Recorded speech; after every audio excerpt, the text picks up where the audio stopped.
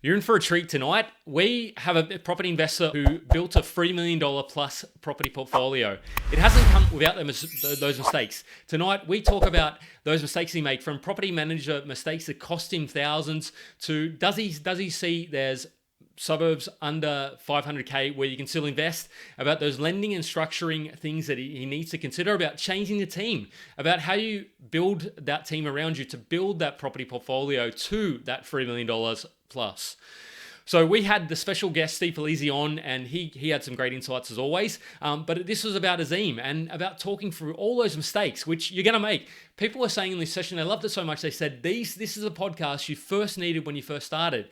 And he even then they wanted to set the advanced sort of tactics as well. The things to think about that very few other investors are thinking about. So this is a session you need to watch if you want to build out that property portfolio. Hey everybody, I'm Jeff Miles. Together with Joe Tucker, we've created Australia's largest property investment community with over 80,000. Now we're at about 82,000 plus property investors. Each week we interview the top property experts and you get to sit along and be a part of that. Buckle up. This is a session you're not going to want to miss with property investor, $3 million plus property investor, Azeem Rahman. Let's dive in.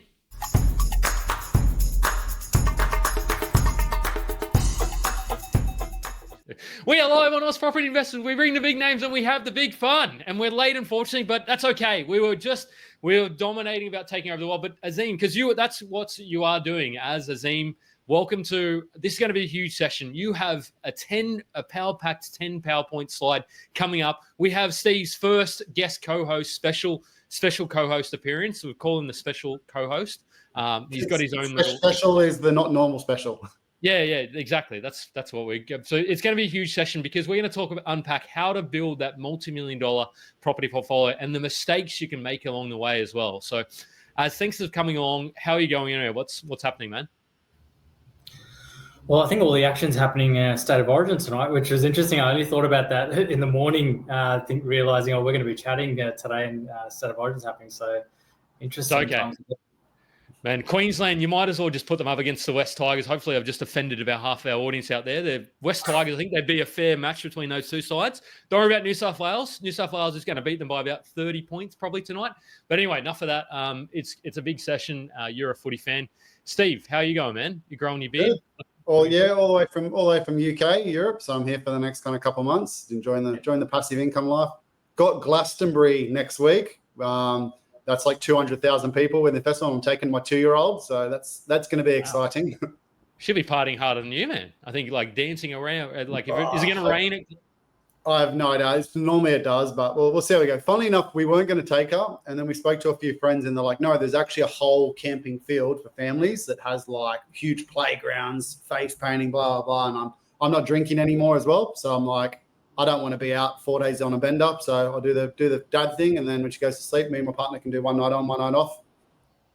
Oh, how good is that? So as it's going to be, we want to make this interactive as we can. So if you have questions for Az about his portfolio, how it's built, there's going to be some spicy topics throughout as well. One of those might be, can you buy for under 500k these days? So stay tuned for that, because that is something that I think, I don't know, I'm interested. I was speculating on some locations earlier on before we jumped on. But for the person you're on a lot of podcasts. You're on Mike Mortlock's, you're on Bushy's, you're on a whole bunch. So and I heard you're on Duo Tax as well. Shouldn't be plugging other people's podcasts. That's all right. We've got enough viewers. There's enough viewers to go around. Abundance False Property. Here we go.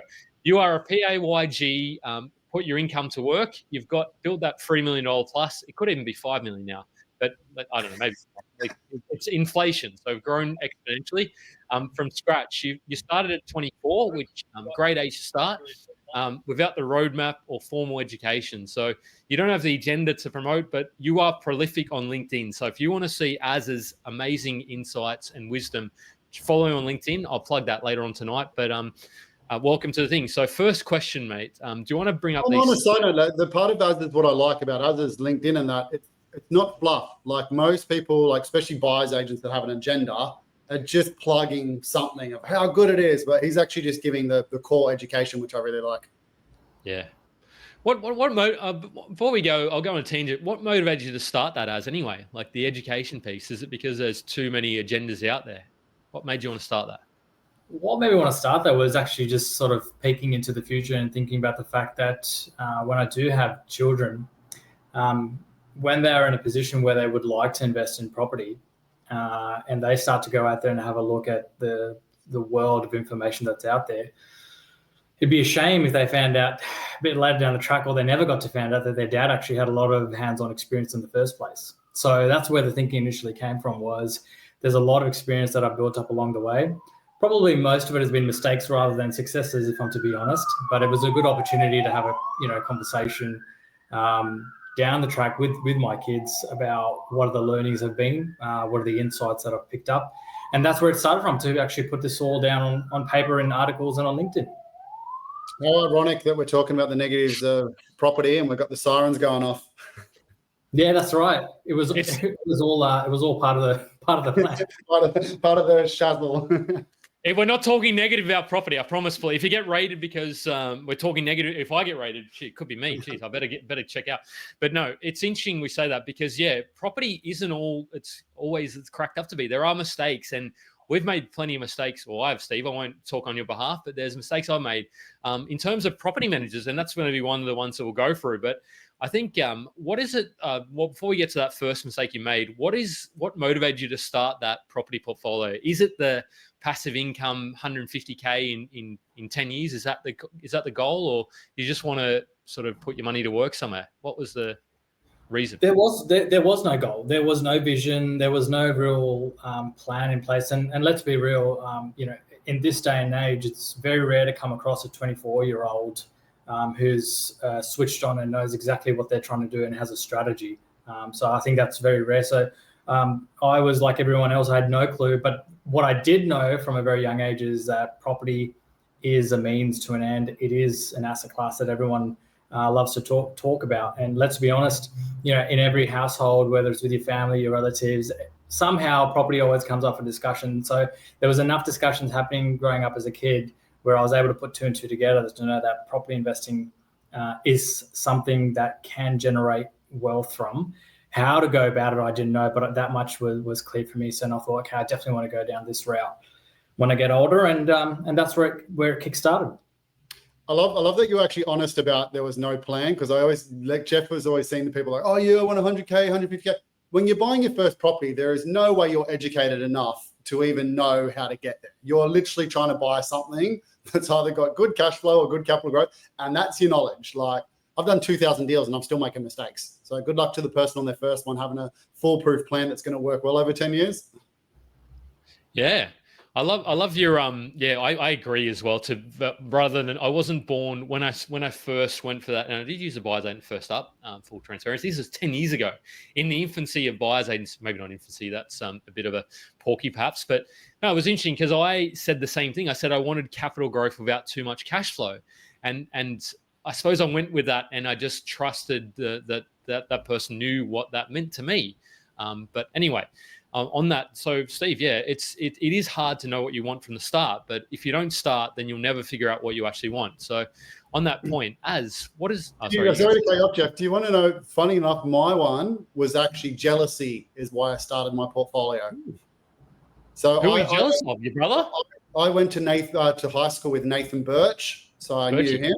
And then at the time he had like 10 properties. And I was sitting there being like, how's this guy got 10 properties? I'm sitting here working my butt off studying engineering for 5 years and grafting to earn 60, 70 grand a year. And there was jealousy. I was like, well, if he can do it, then I'm going to have a crack and do it myself. And then started following all the other kind of young gurus. And so the thing that kickstarted me was just jealousy. Wow. That's even, I don't think I've ever heard you say that, Steve. Maybe you have, but what are people's reasons for property investing? Drop that in the comments. And there's been some spicy questions on the proposed $3 million labor cap as well. But before we'll get to that, because I think that could be interesting. What was your first number one mistake that you think people are making? Let me pull up my screen. Here's one I prepared earlier, he says.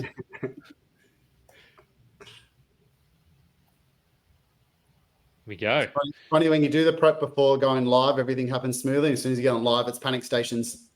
No panic. There's only it's a pure. This is pure, absolutely rehearsed synchronization. So key mistakes stopping you building, I would say, a multi-million-dollar property portfolio, because you're in the $3 million.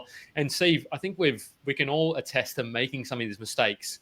And it's easy to make them, but I suppose it's reassuring in some extent, because if you made the mistakes, you can come back for them, because you've got that as well. So 10 things to be aware of as property investors. So I'd say, Jeff, half my portfolio were mistake purchases, and I've still got a large portfolio, so you can come back.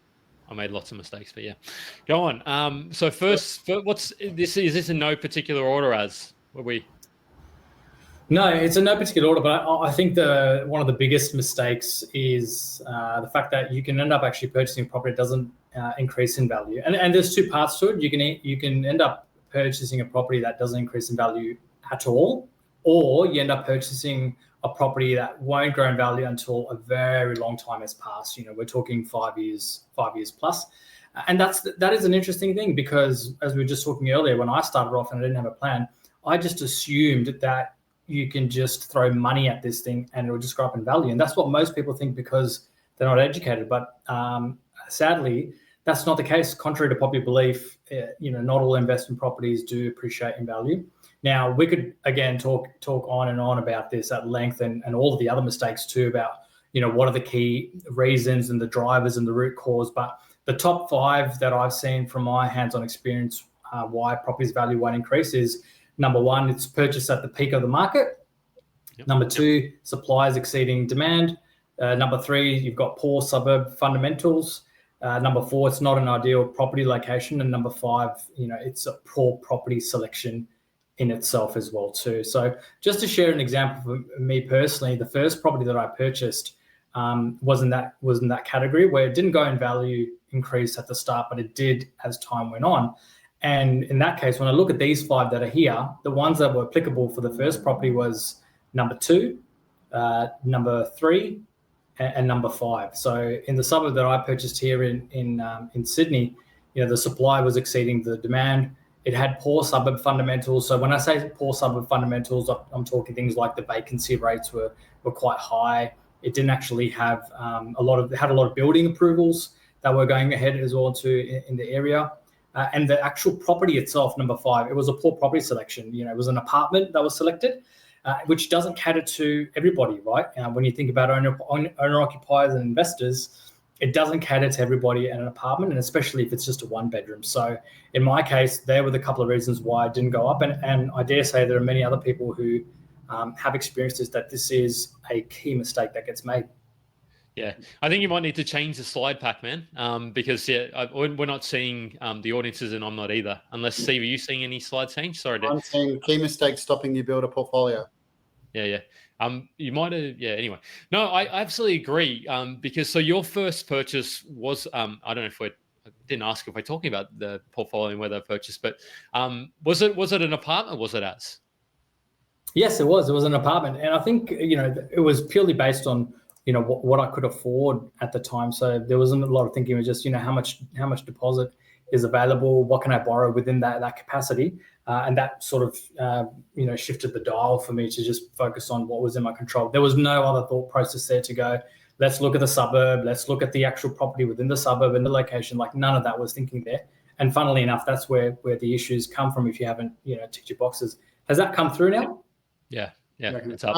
Do you think that was because I see a lot of people obviously they go buy an apartment because they're already fixated on the location. They're like, this is where I want to buy. Can't afford a house, so I'm going to go like an apartment. Was that the kind of mindset of why you did it at the time, as opposed to just trying to find a cheaper location to get a house, or was just this negligence? You just didn't know at the time what you don't know. And as someone I've also bought an apartment, so there's no judgment, obviously.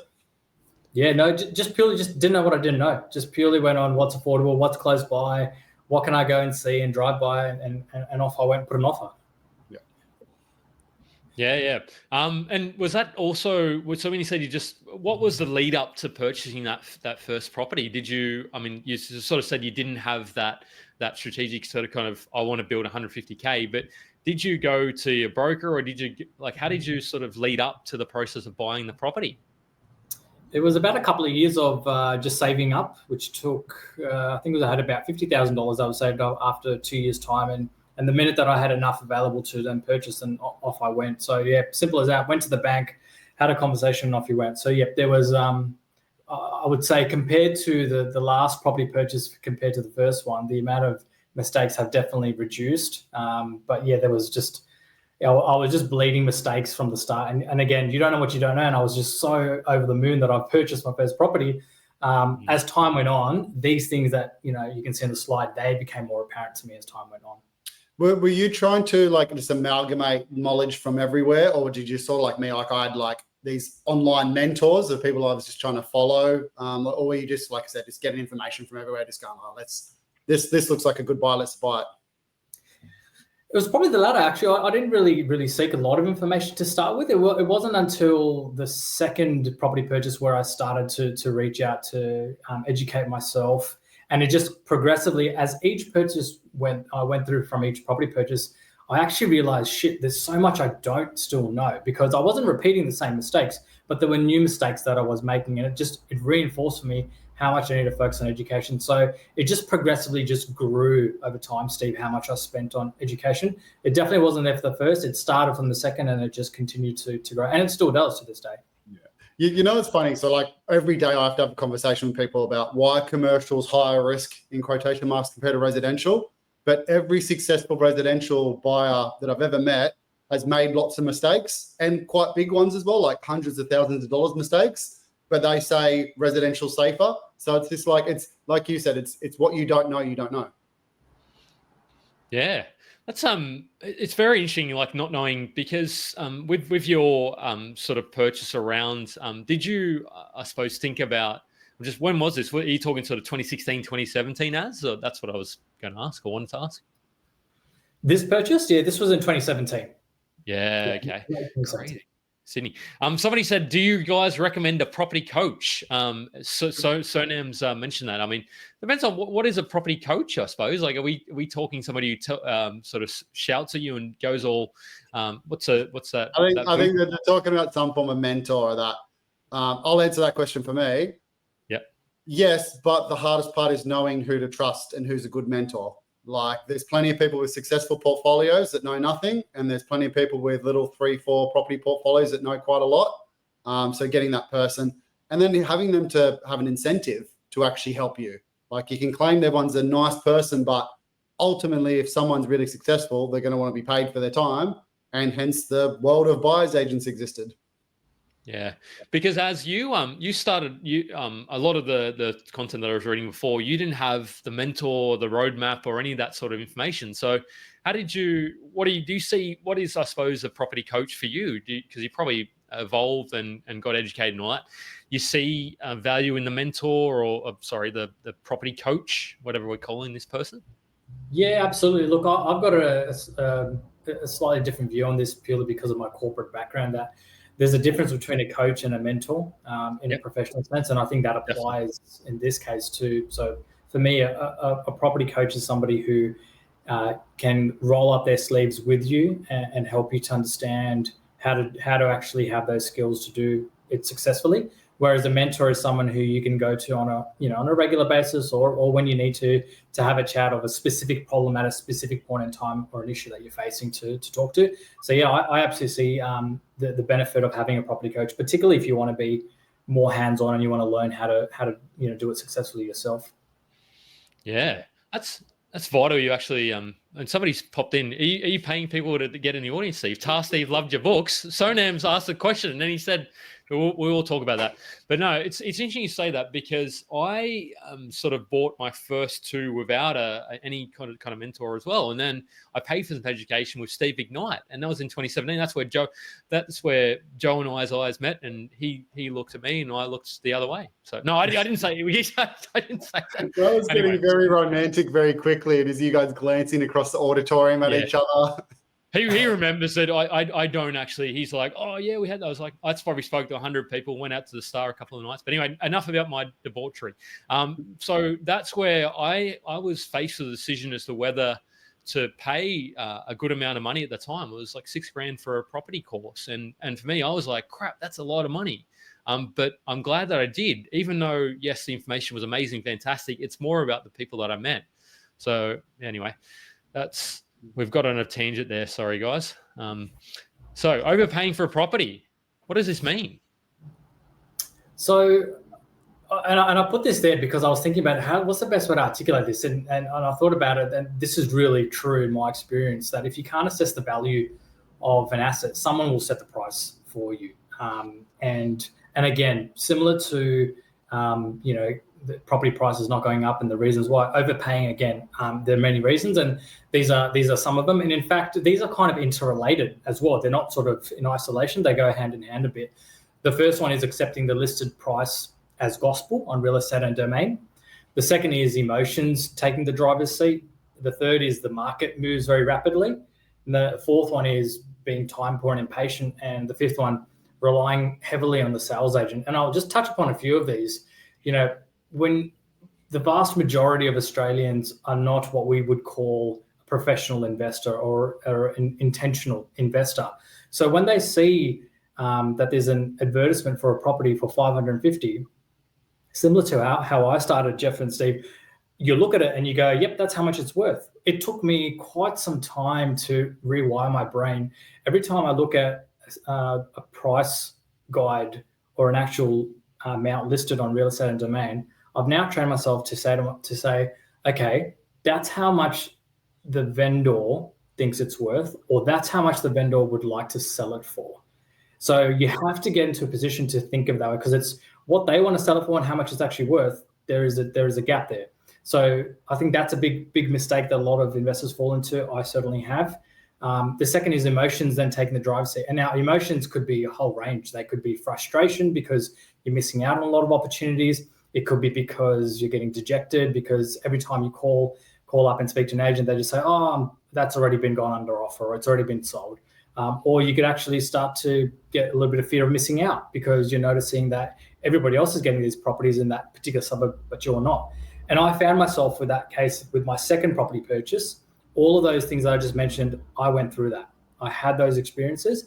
And so when I did eventually find a particular property in the suburb, I immediately said, yep, I'm ready to put an offer on it. And I actually, in fact, put down $5,000 more than what it was listed for at the time. Mm-hmm. Now, this is where it gets really interesting, because it was actually purchased for more than what it's worth.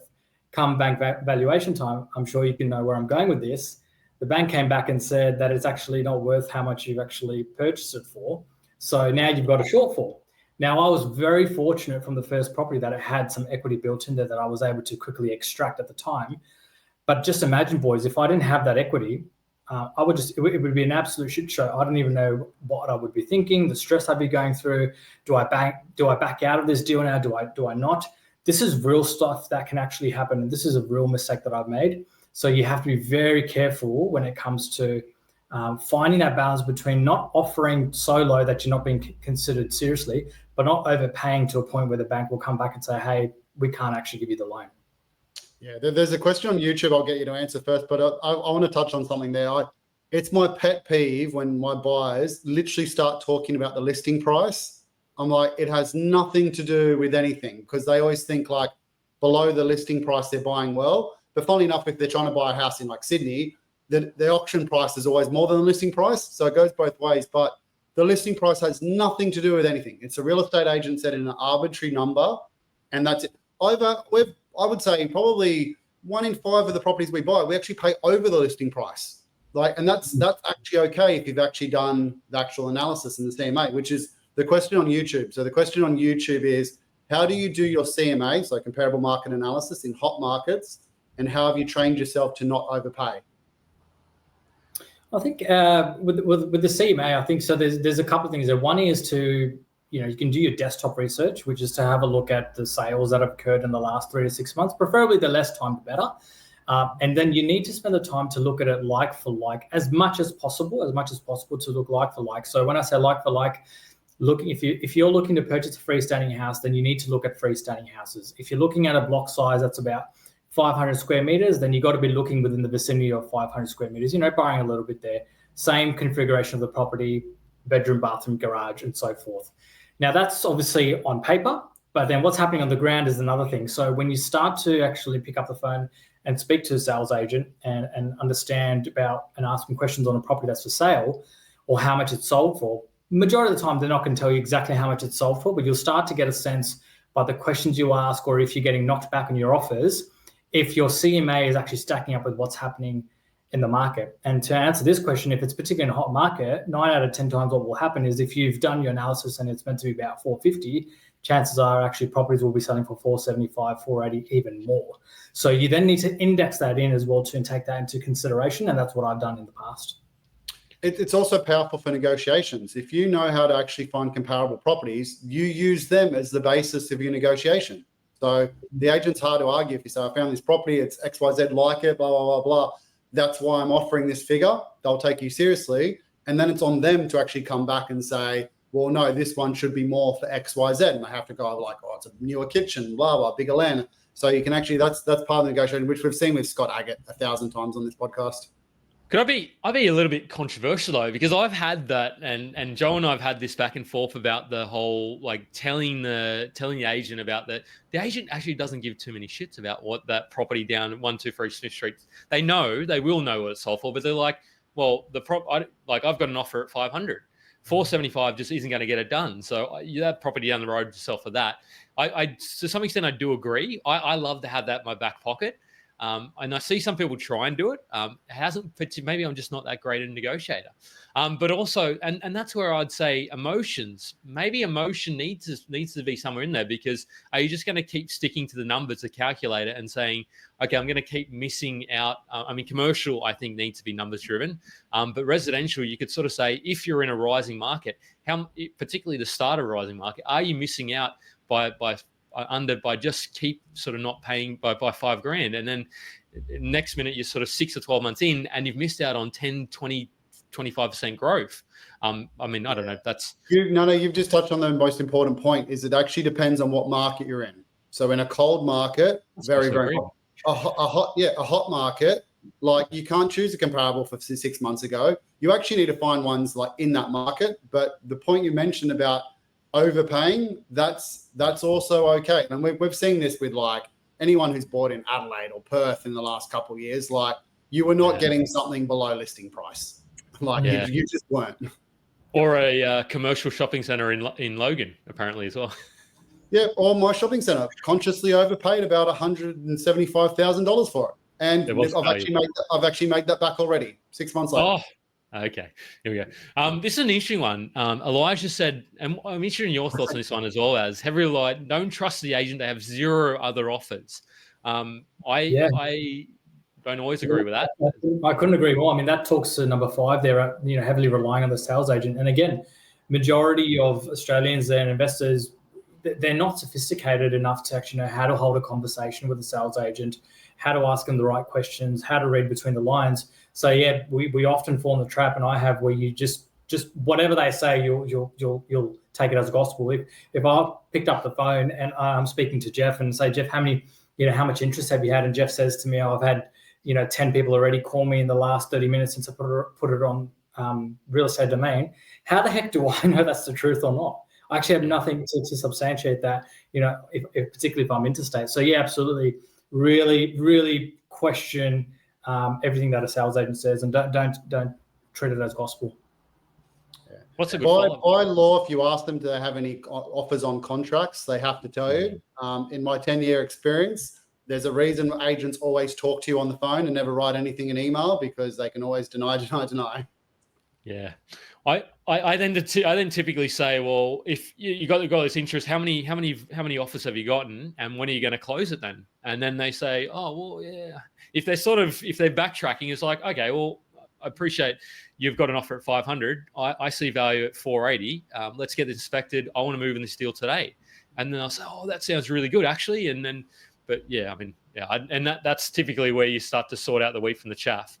And if they say, no, we're going to go for 500, then I'll sell it for 500. You should know your top price that you're happy to pay for that property anyway. So then the art of negotiation is how you play the numbers before that, of how quickly you potentially get up to the number if you do get to that number. That's the art of negotiation. As an investor, you should know your top number. The aim of negotiation is to try to get it for a little bit less than that. Yeah. I love the questions coming through. And do you recommend avoiding the agent, just putting a written offer in? No, I don't recommend that, because you could have got it for a lot less than what you actually offered. So I think the conversation is important, and then kind of trying to sniff through and wade through. What are your thoughts? So you just go straight to the offer? What do you reckon? No, not at all. Look, realistically, it doesn't take that long to have a conversation with an agent, so it's not worth the risk, irrespective of the market and the property and how good it is, to risk a 10-minute conversation or a 15-minute conversation to go and do it. No, you'll always get some sort of value out of it, and I think that the better you can get with your questions, but also with listening and active listening, it's definitely worth it as well too. You may not get as much as you thought you'd get out of it, but I certainly wouldn't bypass it. Depending on the state you're buying in anyway, you're going to have to chat with the agent to organise a building and pest inspection, this and that. You're not just going to blindly find an ad on realestate.com and be like, send me a contract and then send it to them, unless you actually are buying something for like development potential or something like that. But even then, a chat with the agent is still going to pay some dividends. Yeah. Oh, here we go. We're talking negative about property. We're talking real estate agents. REI and New South Wales are coming after us now. We had a real estate agent this is an interesting tidbit, hold back an offer on us when we were selling one of our houses, and they didn't disclose. It was only until we went with another real estate agent to sell a house that we found out the offer was made. That's very interesting. I don't understand why you would do that. Is it because the other offer? It's just insane that somebody would do that. But I suppose there's some interesting individuals in every industry. Kwesi Abenza's asked, I don't know if we're going to solve this solution, this one. I've got my views and opinions, but he's asking, does Housing Commission impact capital growth? What are your thoughts on that, and Steve's probably got an opinion, but we'll go through to a guest first.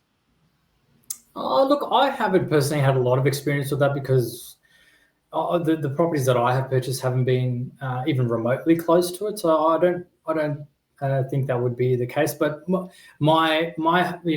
Steve, be keen to hear your thoughts on this because of how many transactions you see. But my gut would say is, even if there's a very small pocket or they're spread out around a particular suburb, and even if you happen to say purchase one that's very close to it, if overall at a macro level the suburb has strong fundamentals, I think in the long term, I'd be confident to say I think it would still grow in value. Maybe not as much as the other properties in other locations that are more ideal, but I wouldn't say it wouldn't grow in value in the long term.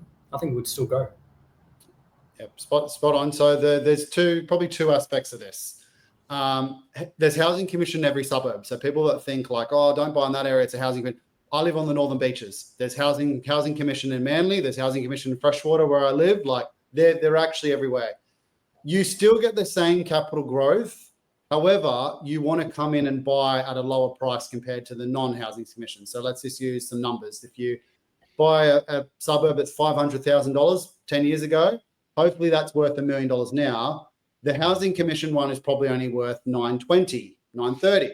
But when you bought it, you shouldn't have been paying $500,000 for it. You probably should have been paying $460,000, for instance, or $450,000. So you can get the same capital growth there. The issue comes in this perfect timing for this.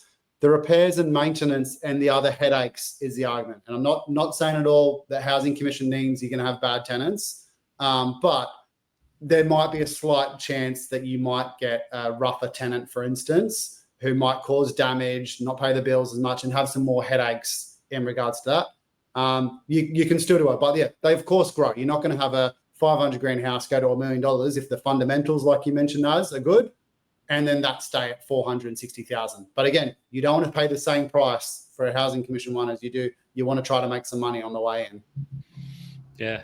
In terms of, there are people that argue that you do get less capital growth in housing commission. I'm still not convinced. And the people that have said that, they've kind of gone a touch quiet on that.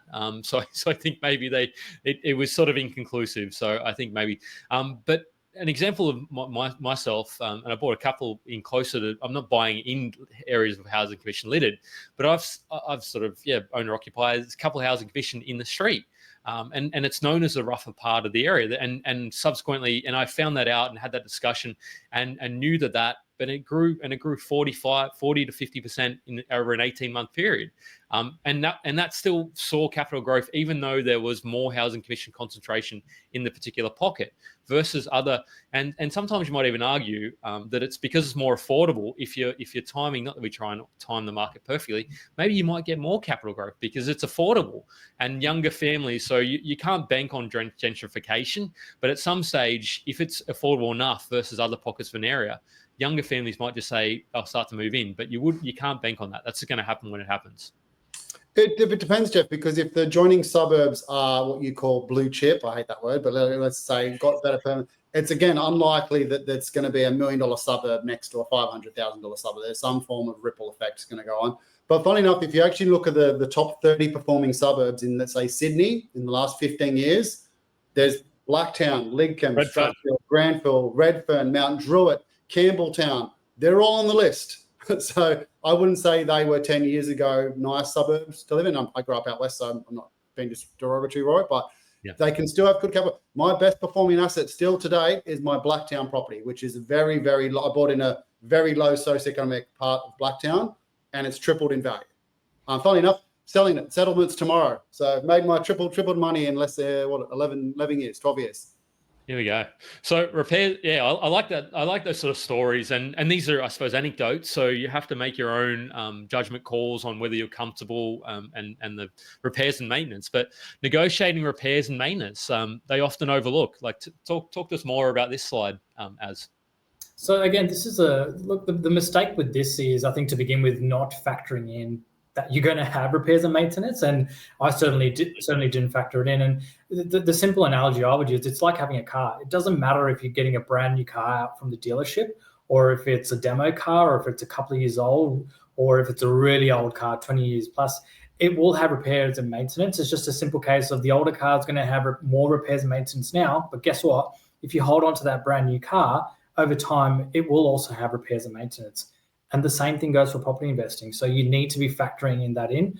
Personally, if it's a fairly well-maintained property that's anywhere from, say, 10 to 25 years, I'm using very, very loose timeframes here, but if it's a property that's 10 years old all the way through to 25 years old, having anywhere from $2,000 to $4,000 a year set aside for repairs is reasonable, or it has been for me. And a great example was last year, one of the properties that I've got in Queensland, it's actually less than 20 years old. I think it's 19 years old.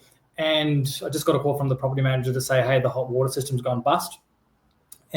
Warranty's out, costed $1,800, right? That was just that on its own. So these things just happen. And if you haven't factored in, that's probably the biggest mistake. But on the way in, when you're actually looking to put an offer on a property and when you're looking to purchase it, I don't see a lot of people spending enough time and effort on the building and pest inspection. I mean, it's not just something you're paying for $500 or $600 or $700. There's insights in that document, and it's up to you or your buyer's agent or someone who you can trust to help you to understand, where are the golden nuggets in there that you can help to negotiate to either get the vendor to actually make those repairs and maintenance before settlement, or to negotiate the price off that.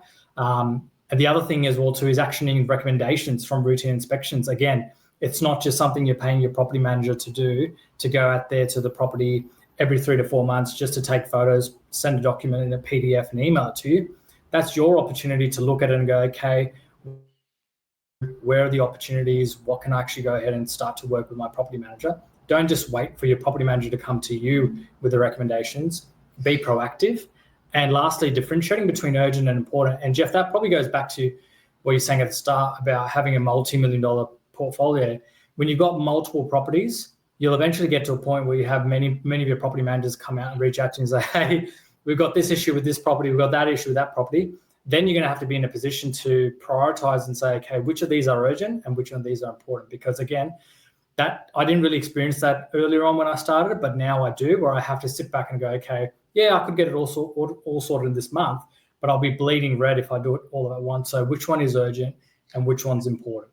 Not bleeding blue tonight. But anyway, not red, none of this red stuff. What I wanted to say, and Steve was about to give us some absolute gold nuggets, so I'm sorry, Steve. But what I wanted to, I think you said it throughout that, was trusting buyers agents? I mean, I just wanted to pull that thread a little bit, just because maybe Steve's on the. What are your thoughts on the influence of buyers agents and trusting that? And of course, you can be honest. Steve won't be too offended because he's in commercial anyway. So, and resi. But what are your thoughts? Do you trust buyers agents? Do I trust buyers agents? Yeah, you can. I'll jump in firstly. I don't trust buyers agents, nor do Don't I you? think anyone should trust a buyer's agent. Like they're doing it for a commission. They make money out of getting to a property. Your job is you might use them for a service, but to analyze every piece of information they've collated for you and then see if it's reasonable. That's the hard part, which, as kind of mentioned at the start of the podcast, is getting educated is the hardest part, and that's very hard on early on to actually be able to actually analyze that information without having the wool pulled over your eyes. But as I'll get your answer, you can go on, lay the axe into the buyer's agents. I don't trust buyer's agents. I think there'd be a very minority that I would trust, but for the average Joe Blow, it'd be easy to trust them, because when you don't know what you don't know, and then you've got buyer's agents who can confidently and eloquently put forward the reasons why you should be purchasing a property, it's very easy, because you've got on one hand a buyer's agent who's very confident or is coming across very confident, and then you've got an investor or an aspiring investor who hasn't got a clue about property investing. That's a recipe for getting commissions for a buyer's agent. It's right up their alley. So no, I personally don't. But that's not to say there aren't good buyer's agents out there. There definitely are. But it's to get a buyer's agent who can have all the right soft skills and also the technical hard skills, I think it's very rare. There's a lot to be able to do it really well. You know what's funny? Like when I first started being a buyer's agent, I thought presenting all the technical data was the way to build people's trust. And I actually found it just scared people, because I was giving them too much data. I was giving them 3 or 4 pages of data, and they're just kind of like, this seems too risky. It's showing me like what happens when interest rates go up, what happens with this. Because any property you can actually present with positives. You can present an off the plan with positives. I can see in the questions people asking like, do regional towns grow more? Do housing commission grow? I can present positives for all those. Yeah. It's very hard, and you're probably not going to get a buyer's agent who actually presents the negatives as well, because if you are selling to a first-time investor, that's just going to scare them off. And weirdly, when I am presenting deals to a client, you have to sell the dream a little bit. You have to like build a little bit of excitement. Otherwise, people don't actually pull the trigger, which is probably the hardest part starting on. So it's this weird double-edged sword where too much data overwhelms them, not enough doesn't build confidence. And like you said, they need the soft skills thing, which generally means they don't have the hard skills. So it's this weird to and fro that I don't know what the right answer is and how to do it. But they're going to make a commission either way. So you've got to choose the person that you're actually going to use to do the work. Yeah, there we go. Some hard-hitting journalism. But on that, you said that question, and we'll throw to add. And I want to learn more about how you built that, the things that you've done well to build that multi-million-dollar portfolio. But this dovetails into my sort of spicy point about, can you buy property for under 500K anymore, or is there anywhere worth buying? And I'm not going to get you guys to tell, unless you can tell suburbs if you want to. I haven't done enough research to say that there is. But do regional towns outperform capital cities? What are you guys' thoughts? And second question is 500K and under. Is there still some value in locations that you think? Or do you think you have to be over 500K? I haven't done any research recently to say if there is. There probably is. I wouldn't say, look, there's thousands of suburbs out there. Surely there would be, but I think since COVID, I think that is diminishing. The amount of good opportunities that are it's just getting smaller and smaller. So yeah, I would dare say that there would still be. I think Steve, you would know because you look at this and live and breathe it. But I think yes, there is. Is it the same as what it used to be many years ago? No. Yeah. What do you think about the regional versus, because I can present you a nice rosy picture that I probably, if you can afford the capital city, you might be better off. I'm sort of horses for courses, because regional has considerably outperformed over the last 3 to 5 years. It's starting to even up a lot more now. And I would say capital cities are starting to take the lead a little bit. So you can present either path. But what are your thoughts on all this, Steve? All right. So the first part is, does it outperform over what time frame? Because you can always, and the person who said this, Matt Jolich from Hashtag, actually said this quite eloquently. He actually says it's got to do with confidence of capital growth. So you can make a lot more in a short term in a good kind of regional area, but the confidence over long term is hard because there's less data to back it up. Simon Presley, actually, I'm don't want to plug other buyers agents, but he presents some good data for regional town capital growth over capital cities. And on average, you'll actually find the regional towns actually outperform the capital cities. However, choosing the right regional town is a lot harder because, similar to what Matt said, you don't have that confidence. There might have been a period for 10 years of no capital growth as opposed to a steady one. So choosing it's harder because you're choosing generally a regional town is generally just a town that's smaller in size and has less diverse industries. So you start going like Townsville was the flavor of the last few years kind of thing. That doesn't have 50 industries. It's got military, it's got hospitality, it's got tourism. University, Steve, it's all university. You got the big stadium out there, 30,000 seater that I thought was 50,000. Yeah. Like, and you've got mining. So some good fundamentals, but there's only 4. Like there's not like 10 industries. It's not like you go to Adelaide where they got engineering and they got accounting and they got finance, blah, blah, blah, blah. So if one of those industries falls over, if the government goes, oh yeah, we're going to remove the military base from there, there's 10,000 jobs disappear, 10,000 houses become vacant. Like that's the risk reverse reward and the confidence rating. So yes, you can get it. To answer the question, you can still buy sub 500, but you're looking in like the smaller capital cities, or even Geelong. If you're happy with a fibro house, you can get stuff in Geelong at the moment. Yeah, I was actually that was my. I'm not. Yeah, the data in Geelong's looking sort of. I hear that it's starting to turn, and there's getting a lot more interest, probably because all the buyers are buying there, and investors as well. There is some regional parts of Victoria. You need to be a little bit careful of those because some of the populations there concern me. Like I'm starting to see and Jeremy sort of talked about the Grampian sort of area out that way. Horsham, I'm not saying Horsham, but that's just one of the towns that's getting floated.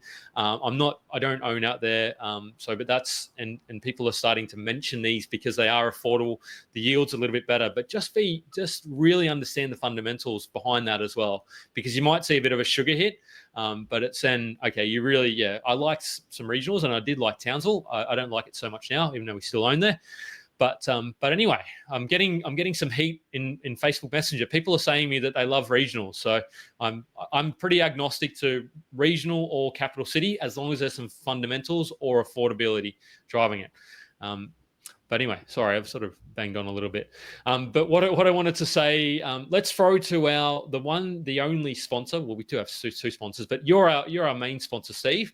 You're the one that we love, and it's taking us to take action. So we'll get to you, and then let's get back to how you built that multi-million, the things you're doing right, and things you see investors can do. So stay tuned, everybody.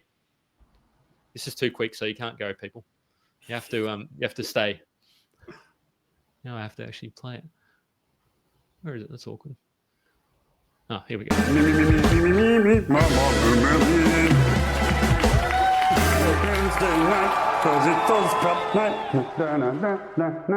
Oh, Jeff, I wish there was 3 investing books that covered everything property. Oh, Joe, there is. Steve has 3 books now. That I do, guys. I've got 3 books now. You probably don't even have to follow this group anymore. Just kidding. You want to keep seeing and hearing from me, of course, so stay involved. But in all seriousness, if you want to get the full picture of investing, residential, commercial, and development, these 3 books have you covered for the fundamentals. For OzProp members, here's the best part. I'm giving these books to you for free. Just cover the postage and I'll send them right to your door. Go to policyproperty.com or click the link below and get your copies today. You can also get all my spreadsheets, checklists, and resources free on my website. Happy reading, gang.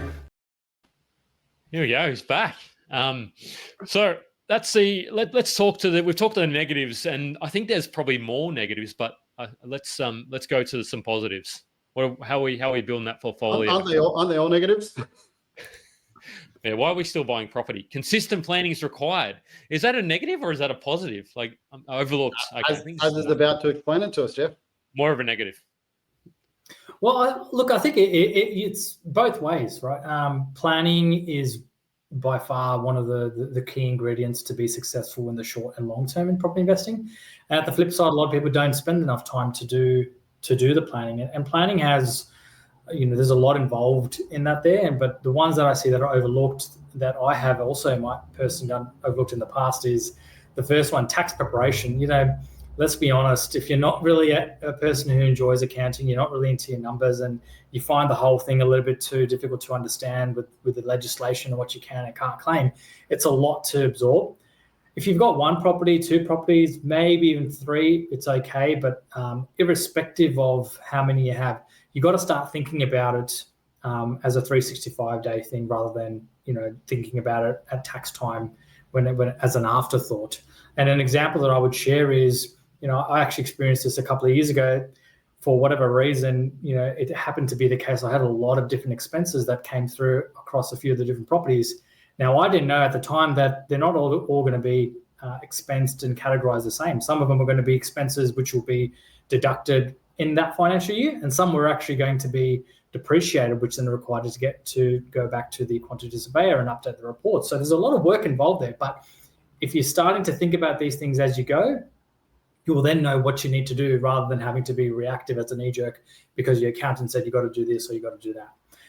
Reviewing the monthly statements. So these are your rental statements that are coming through from your property managers, checking those, initiating rent reviews and appraisals. I don't care, from my experience, how great the property manager is or how great the agency is. You got to remember, you've just got one property with that agency. That particular property manager might be looking after anywhere from, say, 100 properties all the way through to 200 properties in their specific rent roll. So you need to be on the forefront and actually initiate those conversations and kickstart the planning process from their perspective.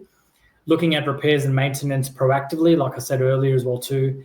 And lastly, following up on pending actions with property manager. And I actually got a funny story about this, that I had a property manager once who needed to get a couple of pieces of work done. And I was really gung-ho to make sure it gets done. So I was on top of them. So every week I would give them a buzz and say, hey, where are we at with this? And the last time that I had to do that with them, I said, how long is it going to take? What's the ETA on this? And she said to me, because I know you're on my case about this, I'm going to make sure I get it done by the end of the week. Now, what she didn't realize that she was telling me by saying that is she knows, because I'm on top of it, she needs to be on top of it. Whereas if you just let it go, then, I may have one particular item that needs to be sorted on a particular property, but guess what? They're managing 100 plus properties, so you're not the only property that they've got on their mind. So you got to be planning. You got to get ahead of it. You got to spend that time. It's just like running a business, right? You can't treat it anything else but that.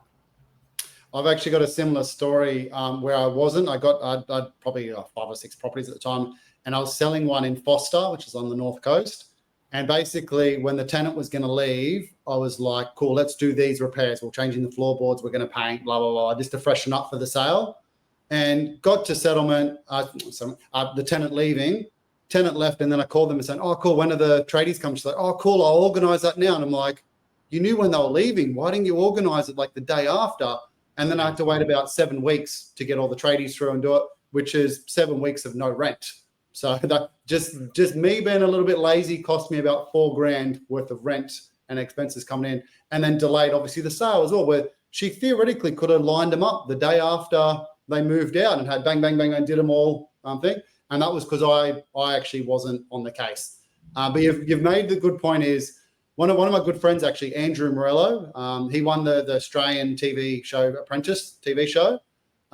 He said to me when I think I had about 5 properties, he said, Steve, you are in the business now of owning property. Like, you treat this like a business. You do weekly, monthly reviews of your statements, where you're at, what proactively you can do, etc., and treat it like an actual business. And that's when I got serious about it.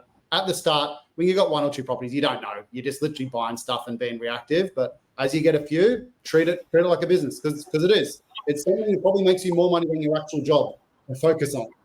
And no one cares as much about managing that asset that is worth hundreds of thousands. Maybe for some people, the portfolio is worth millions of dollars now. So no one cares much about that as you, which I sort of, and I'm a fairly nice sort of person. I like to think I am. Maybe I'm not. Self-proclaimed. But yeah, in my first property, I realized that the property was coming up and the tenants were giving notice, and there wasn't enough proactivity. And it made me feel uncomfortable because I was like, these people, the property manager at the time, they weren't sort of on the case, similar to your story, Steve. And then the property went vacant. And I said, well, okay, well, why didn't we? This needs to be planned. We knew this was happening. It hasn't happened. So, and that sort of woke me up. And I thought, okay, well, now I need to actually just be a bit uncomfortable about having that tough conversation, and just keep on following up. I just said, treat it like a business. So, following those pending actions. So, what have we got next? We've got you have to change your team. Gee, this is another uncomfortable thing. All right, quick question, Jeff, by Emily. She was right. On that note, is it the PM's responsibility to arrange trades for renovations? Ooh. Yeah, generally it is. If it's typically your general repairs and maintenance, absolutely. Renovations as well, yes. Sometimes, depending on the type of work, you can actually have someone dedicated, like a renovation specialist or whatever they're called, who can be dedicated to that. But by and large, yes, your property manager would be the one doing that. I mean, if you're going to be going off and doing it yourself, I'd be questioning, well, what's the purpose of paying them a monthly management fee if that's not part of the job? So yeah, absolutely. Yeah. I always treat property manager, I don't want to be like, there are some really good ones, but to be honest, most of them are bad ones. For me, they're basically the implementers and the responders. So they're almost like a PA. When there's an issue, they transfer it on to you. It's rare that you get one, especially if you've got like a little 300 grand property, that they're going to have an issue, come back to you with 3 quotes, being like, hey, I've already got 3 quotes for you, blah, blah, blah. Like they're effectively an assistant that can help you, especially if you've been a boardless investor. Yeah. I found it. Sorry, as you go, Matt. No, I was just going to say that just on this note here about changing your team, I just kind of literally just had a thought just came to my mind now. It's very it's no different to life, right? So as time goes on, your circle of friends, family, relatives, people you work with, they're going to change, right? And I'm sure you boys could agree with that. The people who you used to hang around with years ago are not the same people you hang around now. And property investing is no different as well too, particularly if you're going to be in it for the long term and you want to build a portfolio and scale that, you're going to have to change your team. And it's going to happen for one of 2 reasons. One, the team is going to change because the professionals are changing for reasons that are out of your control. Like, for instance, they're moving on to a different job, they're moving careers, they're changing industries, they're getting a promotion, or they're moving to another competitor, whatever. Or the second is you proactively decide, wait a minute, I'm not happy with Steve's performance as a buyer's agent. I'm actually going to go and find someone else. So they're the 2 reasons why the change will happen. But either way, it will happen whether you like it or not, whether it's initiated by you or not. But I think the traps that people fall into this is what's on the slide here about, communicating your expectations, not addressing things earlier on, being afraid to hold them accountable because they're the professionals, quote unquote, right? You're afraid of what they're going to say if you actually give them feedback or you share them, how you're finding their performance. But something else as well too, which I've experienced, is sometimes it's just hard to then spend the time and shop around and find someone else, because there's also a fear of, oh, wait a minute, I had a really shitty experience with Steve. But what if the next buyer's agent is also going to have the same experience? Is it better to the devil that you know or the devil that you don't know? So it can be cumbersome to actually go through that process. And in the last purchase that I did, I think within the space of the first month, I decided to change property managers. Supposedly, this property manager was a senior property manager with 25 years of experience. But to me, from what I was seeing earlier on, the pink flags, I was seeing, it was very clear to me that this individual, isn't even ready to be an intern, because there's so many flaws in what they're doing. And because I had built up at that experience by that time, I didn't have any time to actually entertain that anymore. So I immediately said to the agency, either you find me someone who's going to meet my expectations, or I'm going to go find another agency. So they found me someone else within the agency, and it was great. So that's an example where I initiated it, but over the years, I've lost track of how many times people have come and gone because of different reasons, or I've initiated a change with my broker or my accountant as well too. So you're going to have to change whether you like it or not, but it is important if you want to achieve your goals. And one last thing I'll mention too, sometimes the skill set may not be there. So if you want someone for one property, they may have the skill set for that. But if you want 6 properties or 8 properties, does your mortgage broker have the skill set for that? Does your accountant have the skill set for that? Maybe not. That might be another reason why what a trigger might need to change as well for you. You've spot on. So literally, I was going to say that most of the time you outgrow sometimes the expert that you have. So i.e. the accountant, the property manager, even at the start, you sometimes try to find the bargain. You try to get the cheap one because that's all you can afford. The mortgage broker, you can outgrow that. The buyer's agent as well. And thanks for the subtle dig, but you're actually spot on. I actually quite often get, especially in the early years, I quite often got people coming to me being like, I was happy with my buyer's agent, but they just got too big and I became a number and they just became like a churn and burn company. And then they came and I'll be honest, I think the best size buyer's agency is like a little 5 to 7 company where it's still owners are actively involved in that. But when they become the ones that are doing 50, 60 deals a month, you're just a cog in the system.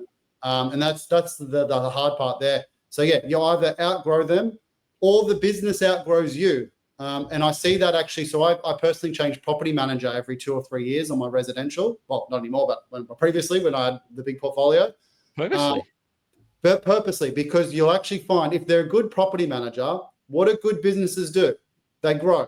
So they start getting more and more clients. And even I've had the same with like, I was recommending to property managers. And because we were doing kind of like 100 a year or whatever it may be, all of a sudden that's a property manager's whole book. So previously where you're dealing with the manager of the business and they were hands-on, they go, oh, this is too much for me. They hire a 20-year-old or 18-year-old person who they hand it over to them.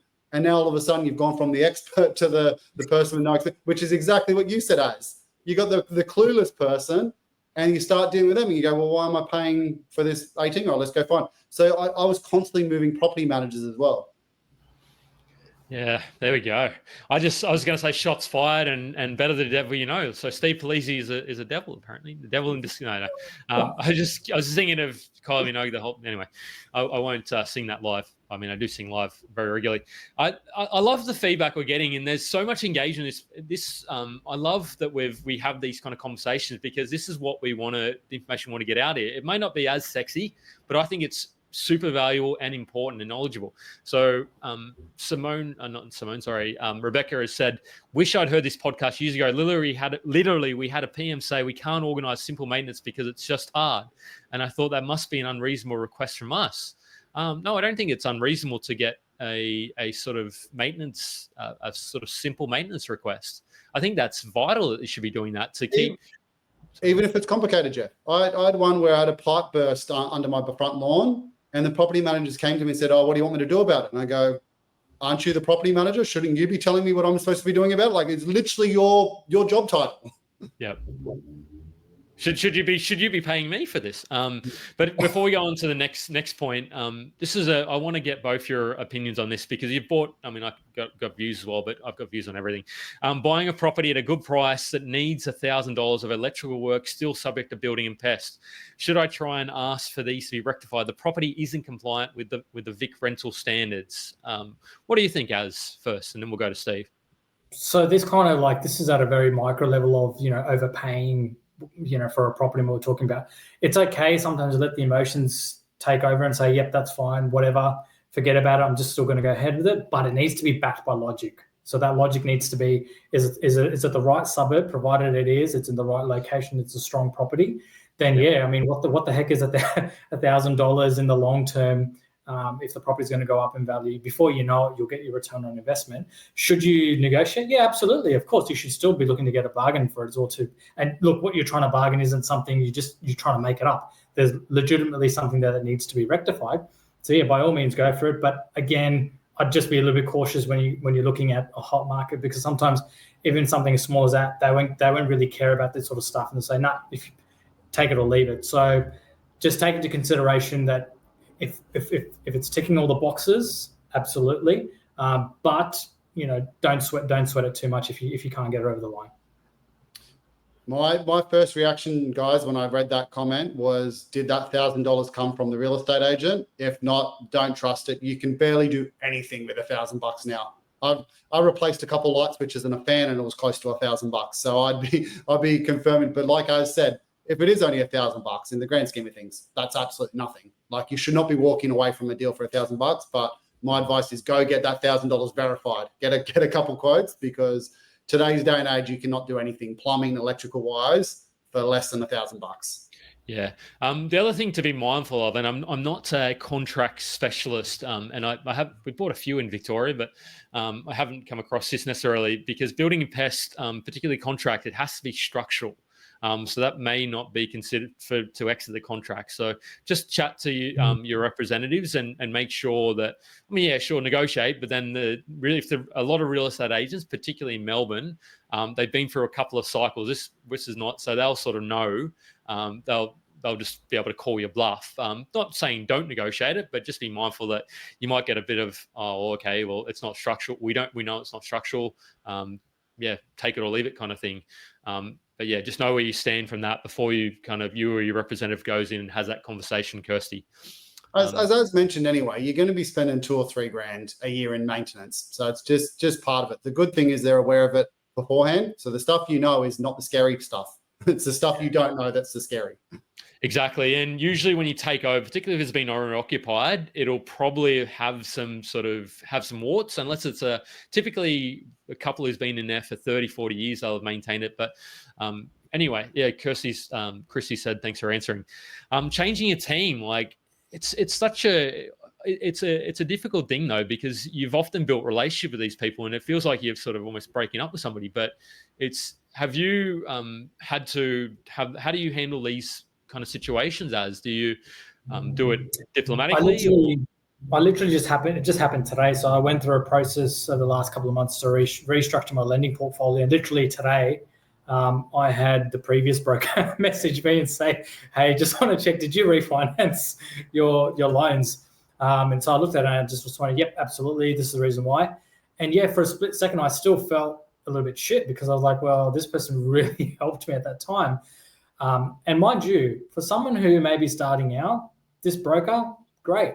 But for me and for what I'm right now, they're not what I need, because they don't have the skill set for what I want to do next. And the time that I need a broker to spend with me to map out what, not just the next property purchase, but the future one. So it was just a quick self-talk that I had to have myself before I respond back to that text message saying, there's a reason why I did this, back your decision and move forward. So to be honest, a lot of it just needs to be self-talk.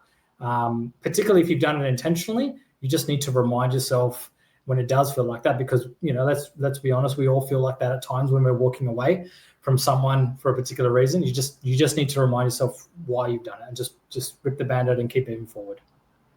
Good answer.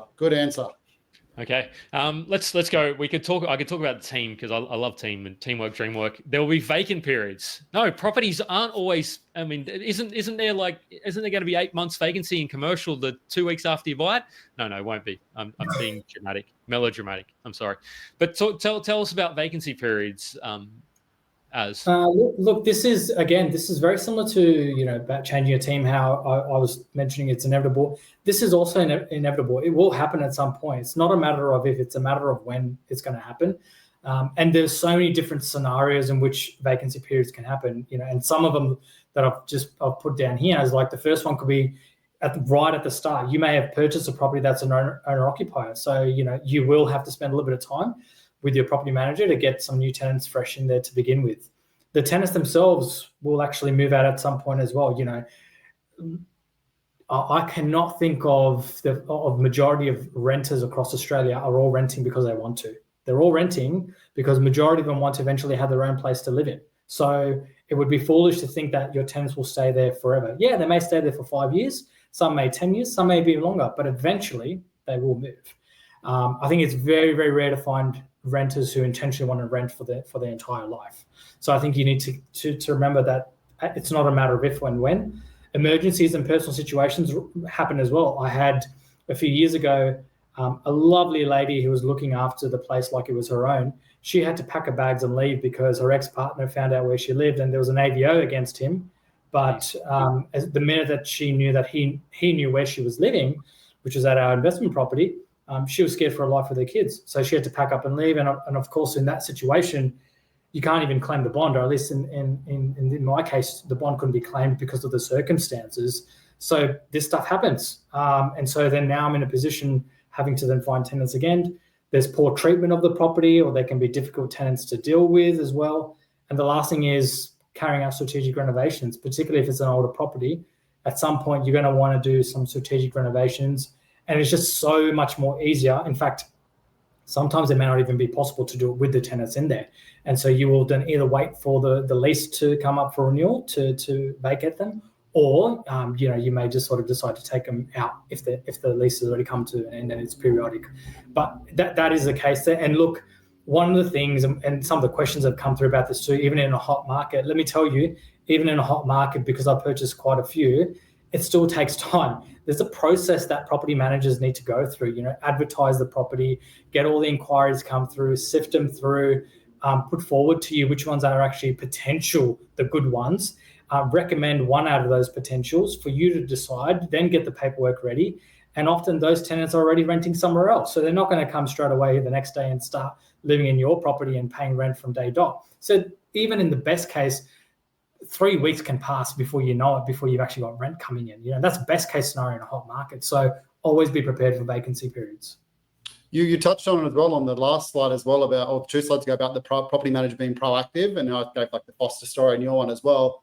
Like you said, they most of the time are following a process. It's like, okay, when the tenant leaves, we're going to go in and then we're going to take some photos and then we're going to put it on realestate.com and then blah, blah, blah, blah, blah, as opposed to trying to show people through prior, because that's actually really annoying for them to actually do, because with the current tenants there who are packing up and stuff, they don't want to actually give notice, being like, oh, can we show people through on Thursday night at 4 p.m? And then they go over there and there's boxes and crap everywhere and all that type of stuff. So like you said, they follow a process. So trying to be proactive is obviously really important in that as well.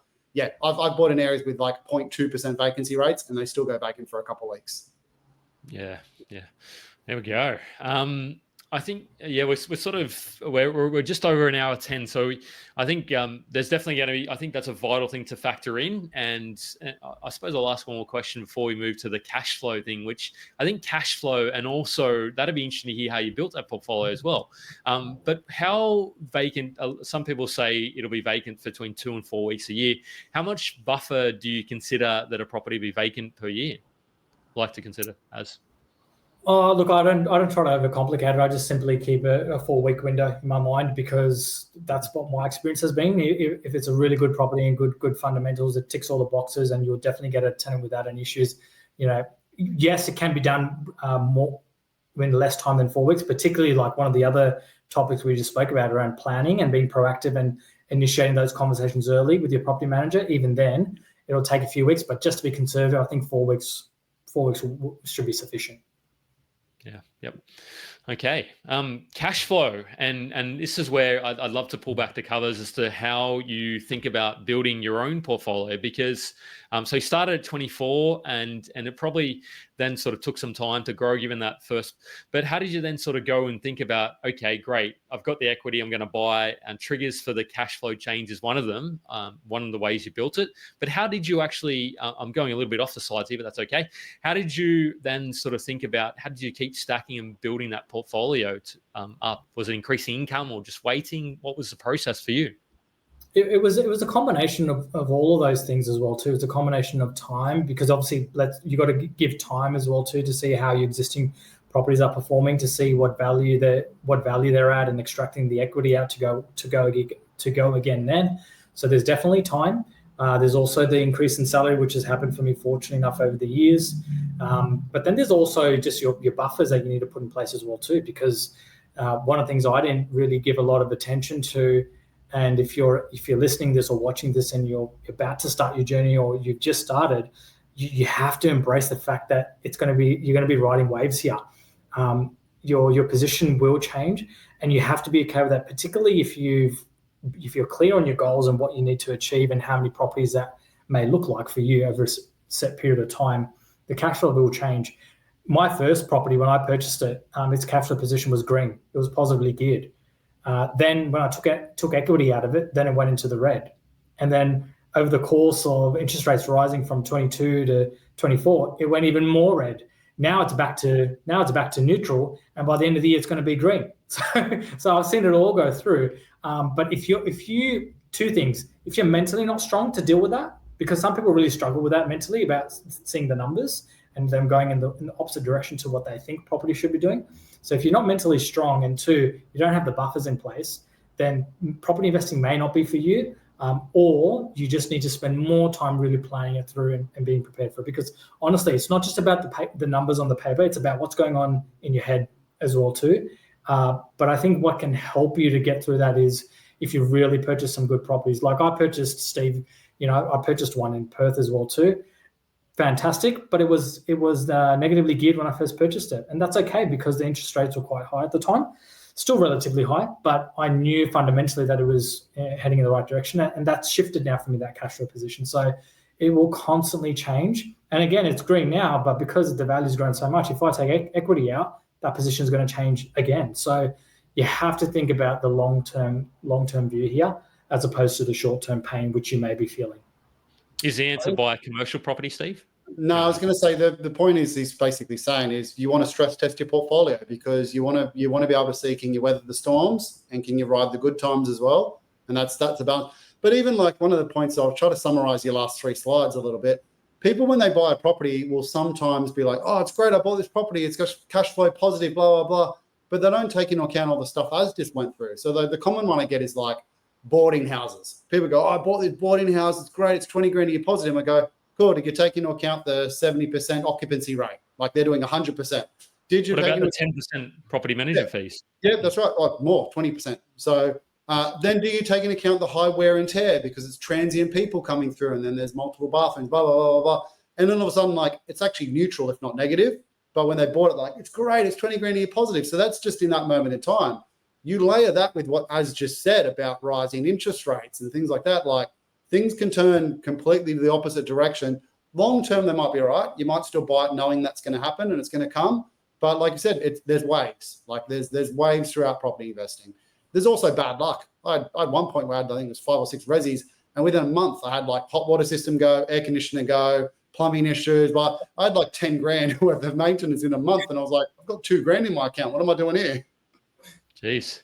That's when you start. That's when you go. I don't know, sing karaoke at the local and hope that somebody. No, I went back to Dad Gary Polisi. Can I borrow 5 grand for a month? Oh yeah. Shout out to the parents. What do I want to say? How much, Marcy? I love the interaction. Keep throwing these questions and comments, team, because this is how a lot of us learn by asking those questions. She asked, "How much do you consider is a safe buffer per property, or how do you calculate buffers for your portfolio?" What do you think about that, Az? So look, this is a great question. I have a different view of this. Look, textbook answers will tell you to have a buffer in place, for each property for a set period of time. It could be, some people I've seen talk about, 3 months worth of all of your property expenses should be set aside, sometimes 4, 6 months even as well too. But realistically, where on earth are you going to start to put that much money of your expenses aside, particularly if you have multiple properties? One property, sure. Multiple properties, very difficult. So what I do to be practical, I have a look at how old my property is as well too. I take into consideration how much expenses have already been coming out from the prior year as a baseline. And I then have a look and say, okay, well, this property is actually going to be, potentially costing me more. So I'd rather have more buffers in this one. For the other property, it's more new, it's self-sufficient, it's fine. I'm going to worry less about that. So I go based off the property itself and then work out how much buffer I should have, as opposed to doing a blanket rule. Because to be honest, if I was to do a blanket rule, I'd be spending too much time trying to save up buffers in place for my property expenses, as opposed to focusing on the next purchase I need to be going as well too. So yeah, I look at it a bit more realistically rather than having to have equal buffers across all the properties. That's real talk, man. Yeah. Risk profile as well is completely different. So like my little example about borrowing some money off Dad, I knew I had bank of mum and dad. Like they're not going to give me 100 grand kind of thing, but I knew I had a place to sleep, food covered if it all went tits up, and probably they would have gave me 5, 10, 15 grand. Elijah just kind of joked about credit card. Funny thing, I didn't ever know how to credit card because it hurt my borrowing capacity. So I didn't even have that option. Yeah. I haven't had one for 3 or 4 years too. I had to cancel one to get some more borrowing capacity, and I just haven't. I don't really need it. I'm still yet to have a credit card, Jeff. Never had a credit card. Never, ever. No. Geez, I used to have the Amex, the big limit, which got me the points, and I was like, I'm going to go and fly to Vegas, and anyway. So somebody said, I think this is useful because this question is very useful because Kartik posted about Port Pirie in regional South Australia yesterday. He said, very useful session with lots of insight, but sad to hear there is not many options under 500,000. What will new investors like me do? Wait till eligibility grows. And I suppose what he means probably, and correct me if I'm wrong, is borrowing capacity, Kartik. Is that what you, what do you guys think about that? I've got some views, but yeah. Yeah, look, I think it's a harsh reality. I don't subscribe to people's responses around this, which is, it's still possible, and you can still start today in 2025 and still build a portfolio like you could years ago. No, this is speculation. So look, I don't have evidence to back this. So I caveat that before I say this.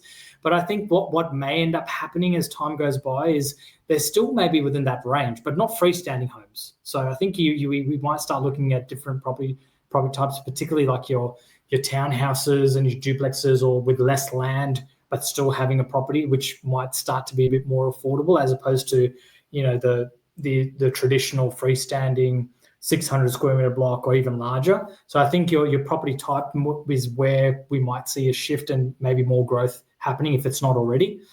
But beyond that, longer term, like I'm thinking, talking 10 years plus, I think it's going to be people are going to struggle to really get it. My personal view, I think eventually it'll be an asset class that'll be very hard to get into. Yeah, geez. What do you think about that, Steve? I basically stole my answer. Was like, you just change the property, you change the property class that you buy. I couldn't afford to keep buying houses, so I bought townhouses. I bought 2 townhouses in my portfolio. Then I bought an apartment. Like we mentioned, the fundamentals need to be right. But just put in perspective, I bought one in Waterford West, a townhouse in Logan, 180 grand. When was that, like 7 years ago? Sold it 4 months ago for 480 grand. So like, you can still do well, and that property's been positively geared from the start because the rents have grown pretty basically in line with interest rates. So you just shift there, and then, like I said, I'm in agreement. So I don't think property like ownership is going to be as easy or even a thing. It's going to be almost like you pass on your rental, but that will also create other markets where townhouses outperform houses and apartments outperform houses. And funny enough, if you look at the data from the last 3 years, most areas in capital cities, apartments have outgrown houses because of that affordability side. Yeah.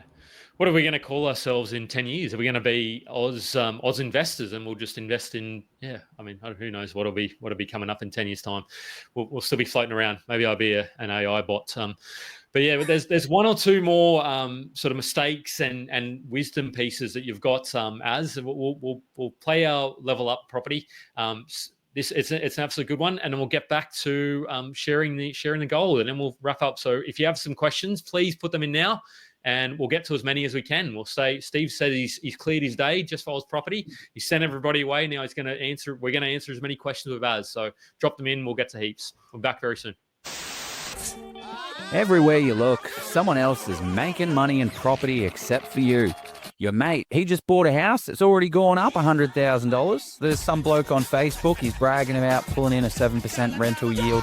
Meanwhile, you're stuck scrolling real estate and domain, confused as hell and having no idea about where to start.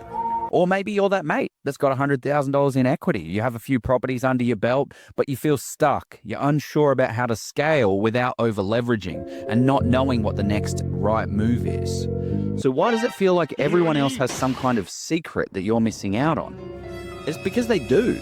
There's a reason some people keep stacking properties while others sit on the sidelines stacking excuses. There's a reason why some investors buy under market value while others pay too much. There's a reason why investors know the hot spots before there's any heat. And there's a reason that some people build $150,000 in passive income while others just spend years thinking about it. And it comes down to knowledge.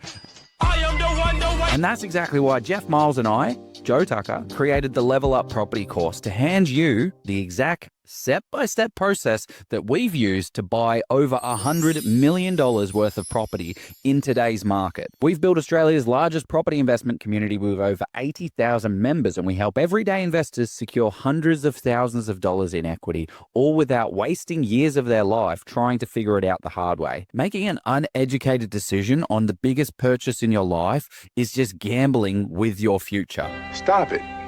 Get some help. And this isn't just another how to buy property course. Let's be clear though, this course isn't free. What And neither should it be. This is our life's work. We've spent over 100 hours each on this course alone. Oh, babe. Okay, video number 3. Number 4 with million does... fuck. Done. We've got decades of experience, millions of dollars in deals distilled into a repeatable process that you can take away for yourself. If you're looking for free advice, there's plenty of noise out there. You can go and find that if you'd like. But if you want real,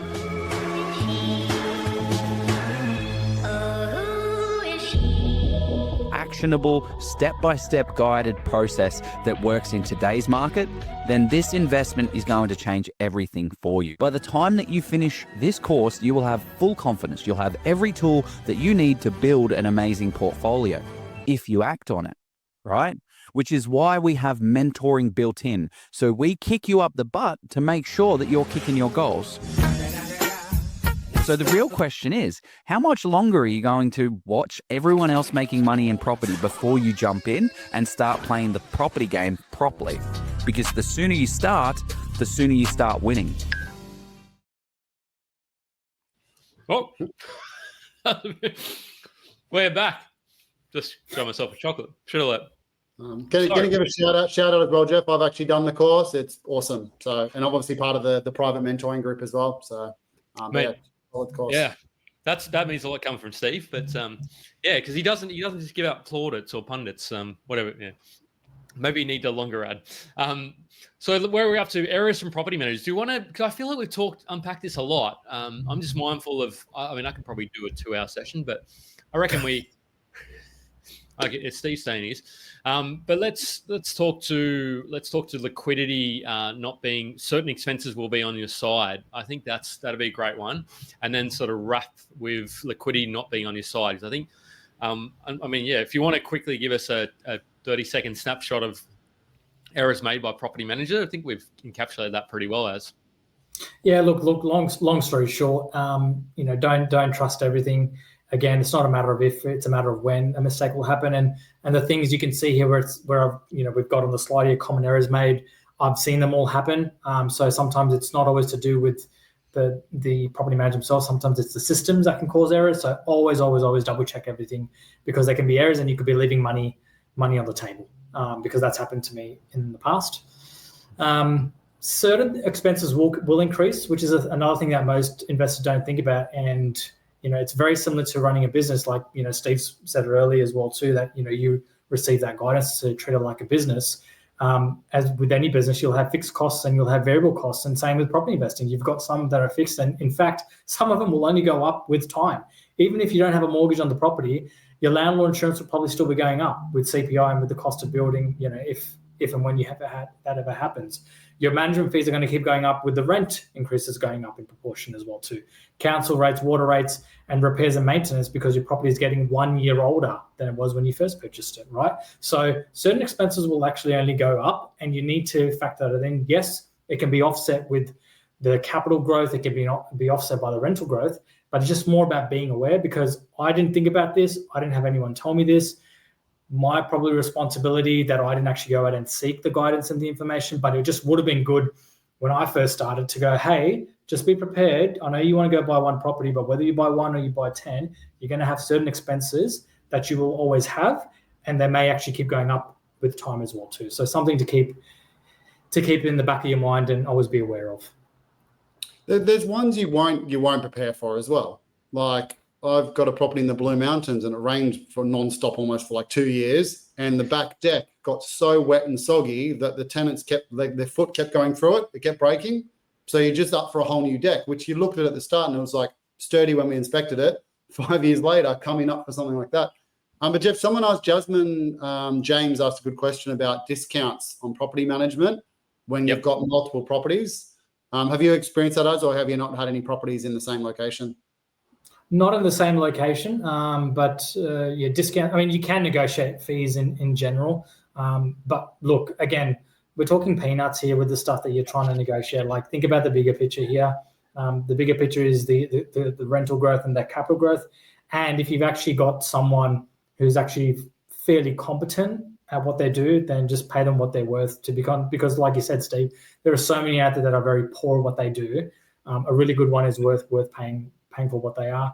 I mean, ultimately, you're not saving a great deal of money by negotiating it. If you can, yeah, great, but don't do it at the expense of quality service and what they're meant to be doing for you as a property.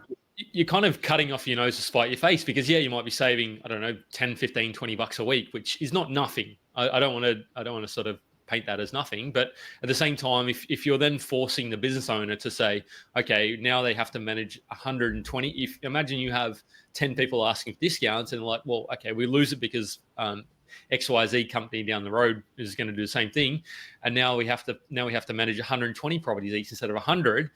Is that compromising the quality that you're getting from that company? I suppose would be the thing I'd consider. They'll get it back anyway. What people don't realize is property managers will take a clip from their tradies and this and that. So guess what? You're going to get some more expensive trades because they want a bigger clip of that payment. Oh, spicy.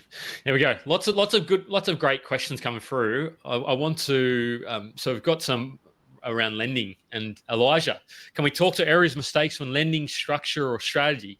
Equity releases increases your mortgage repayments and decreases cash flow. Well, it depends on where you keep, I suppose, that equity, Elijah. If you're putting into a property, yeah. But then hopefully you're getting the capital growth. But what did you experience with that as you have much? Yeah, look. I would say, lending structure or strategy. Well, firstly, from my perspective, lending and structure are part of your strategy. So that should be at the forefront as well too.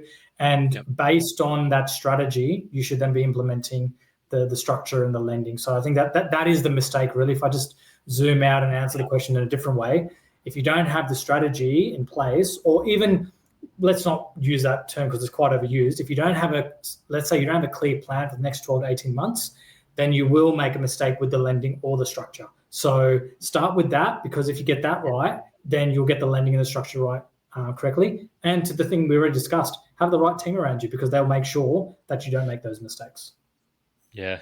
It's amazing. You sort of start to think, you have to really think, okay, great, I'm going to buy this next property, or I'm getting the equity out and I'm going to buy that property. But what about the property after that? Because if you haven't thought about that, if you're then sort of capping out your individual borrowing capacity, you might not be able to go into trust, and then you're caught and you have to think, then you have to sell something, whereas you may not have needed to if you thought about it a little bit. Steve, you're going to say something. Sorry, man. I was going to say, Az said it perfectly with about upgrading your team. That's probably the biggest part, of making sure your accountant and mortgage broker know exactly where you're going. And like you mentioned, when you buy number one and you buy it on a personal name, and then you might get to number three and you buy under a trust, as you get further and further down the rabbit hole, that gets way more complicated, much more so. So that's where your team needs to upgrade as well. Yeah. And the other thing that some people fail to take into account is what's going to happen in your life as well. Because yes, you want to buy 18 investment properties in the next 12 minutes, but that's probably not the reality. You're going to, at some stage, want to buy the PPOR. I've seen even the 100+ property investors are buying PPORs these days. And that's good for them. But yeah, at what stage do you want that? When do you want to have kids? And when do you want to get married? Like, what does that sort of all not unravel? But that's where you can kind of have this dream, or you can have this kind of plan in your head.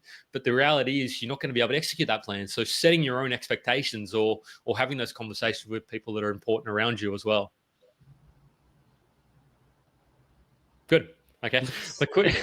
I was like, before we get to liquidity not being on this side, if you had borrowing capacity of 270, would you purchase the cheap? But I think we've sort of answered this a little bit, Samuel. Would you to purchase another property, or would you wait till your borrowing capacity increases? What do you think about this? Are you patient, or do you just want to go for it? No, that's kind of like, look, I'm just thinking on the fly. That's like kind of saying, well, look, there's only one person available to date, and yeah, there are 4 out of 10 in terms of the characteristics of one, but I'll just date them because no one else is available to date. I mean, that's the most riskiest thing you could ever do. They're also high maintenance as. Yeah, exactly. So you'll end up, you'll end up doing more harm than good by going off and dating just because that's all that's available in the market. So no, I definitely wouldn't. I think you need to have a think about, what else you can do. This superannuation is such a gold mine. People don't spend enough time to understand. Same with shares as well too.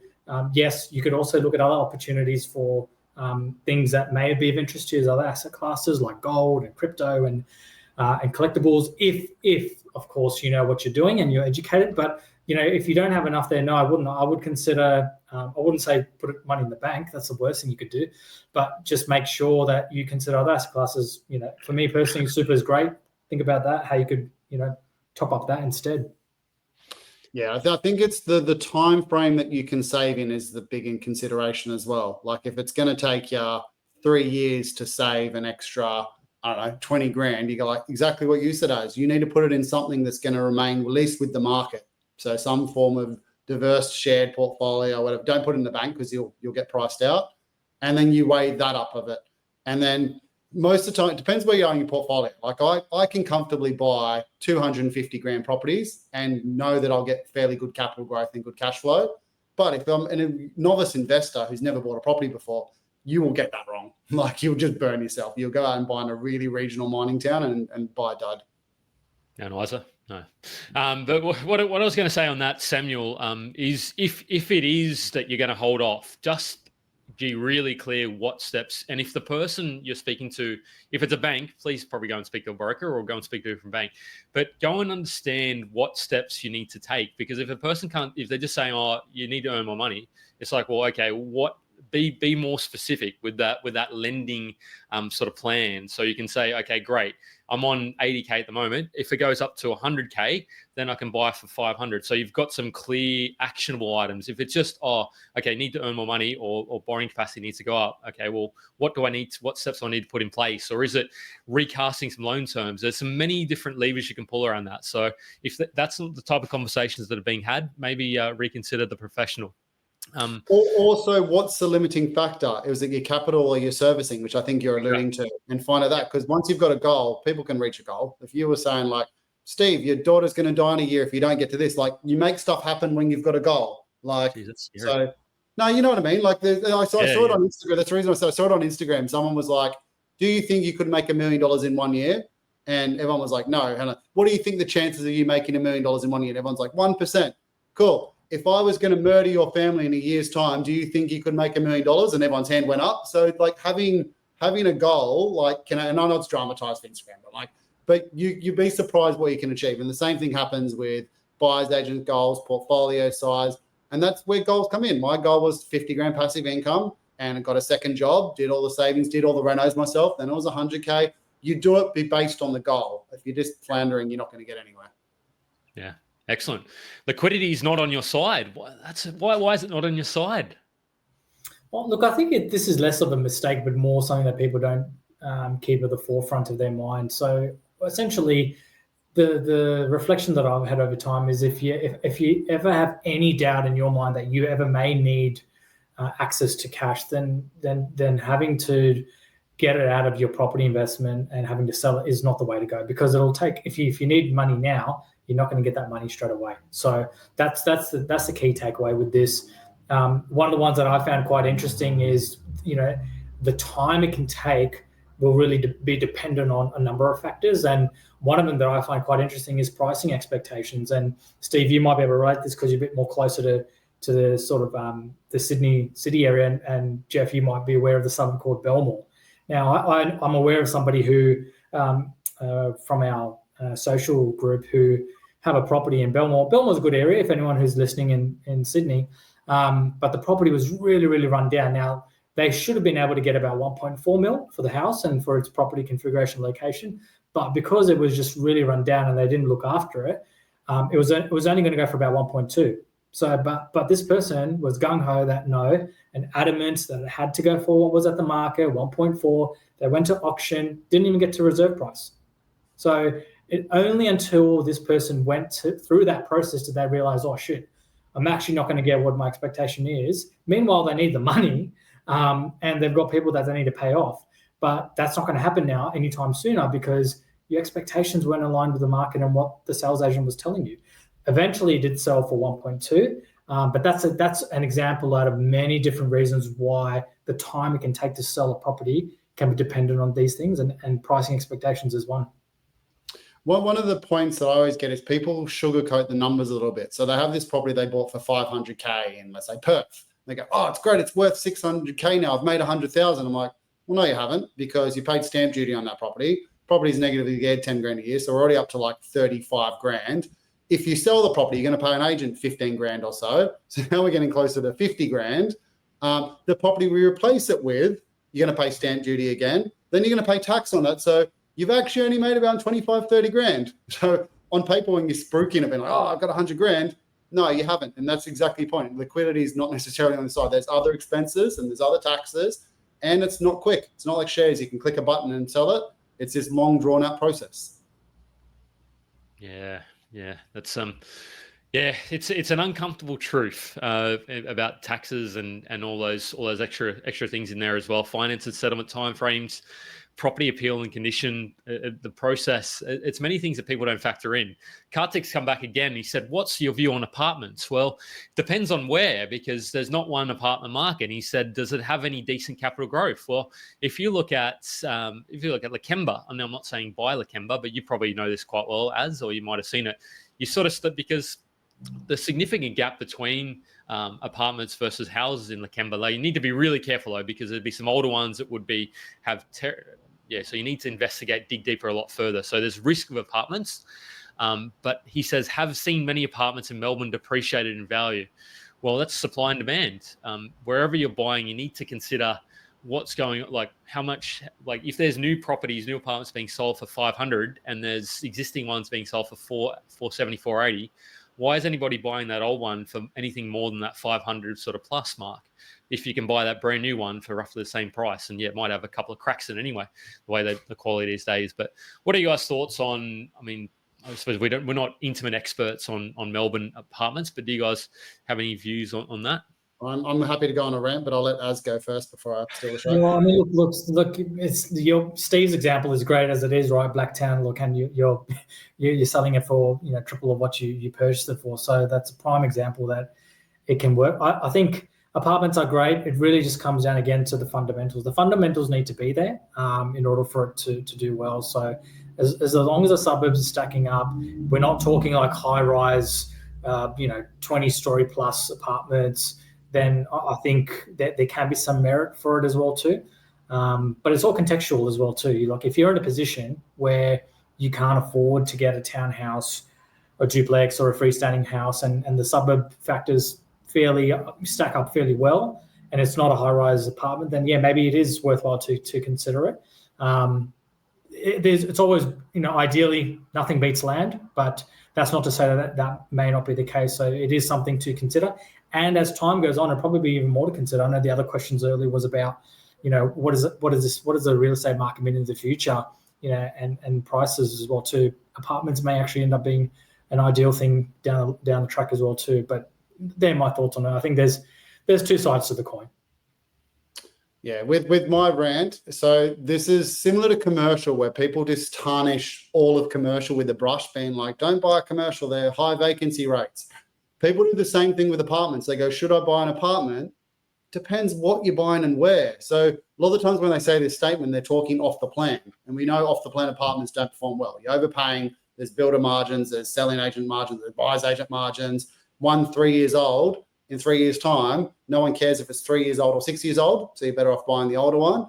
Then they also tarnish it with Melbourne. You've just mentioned it, exactly, perfect.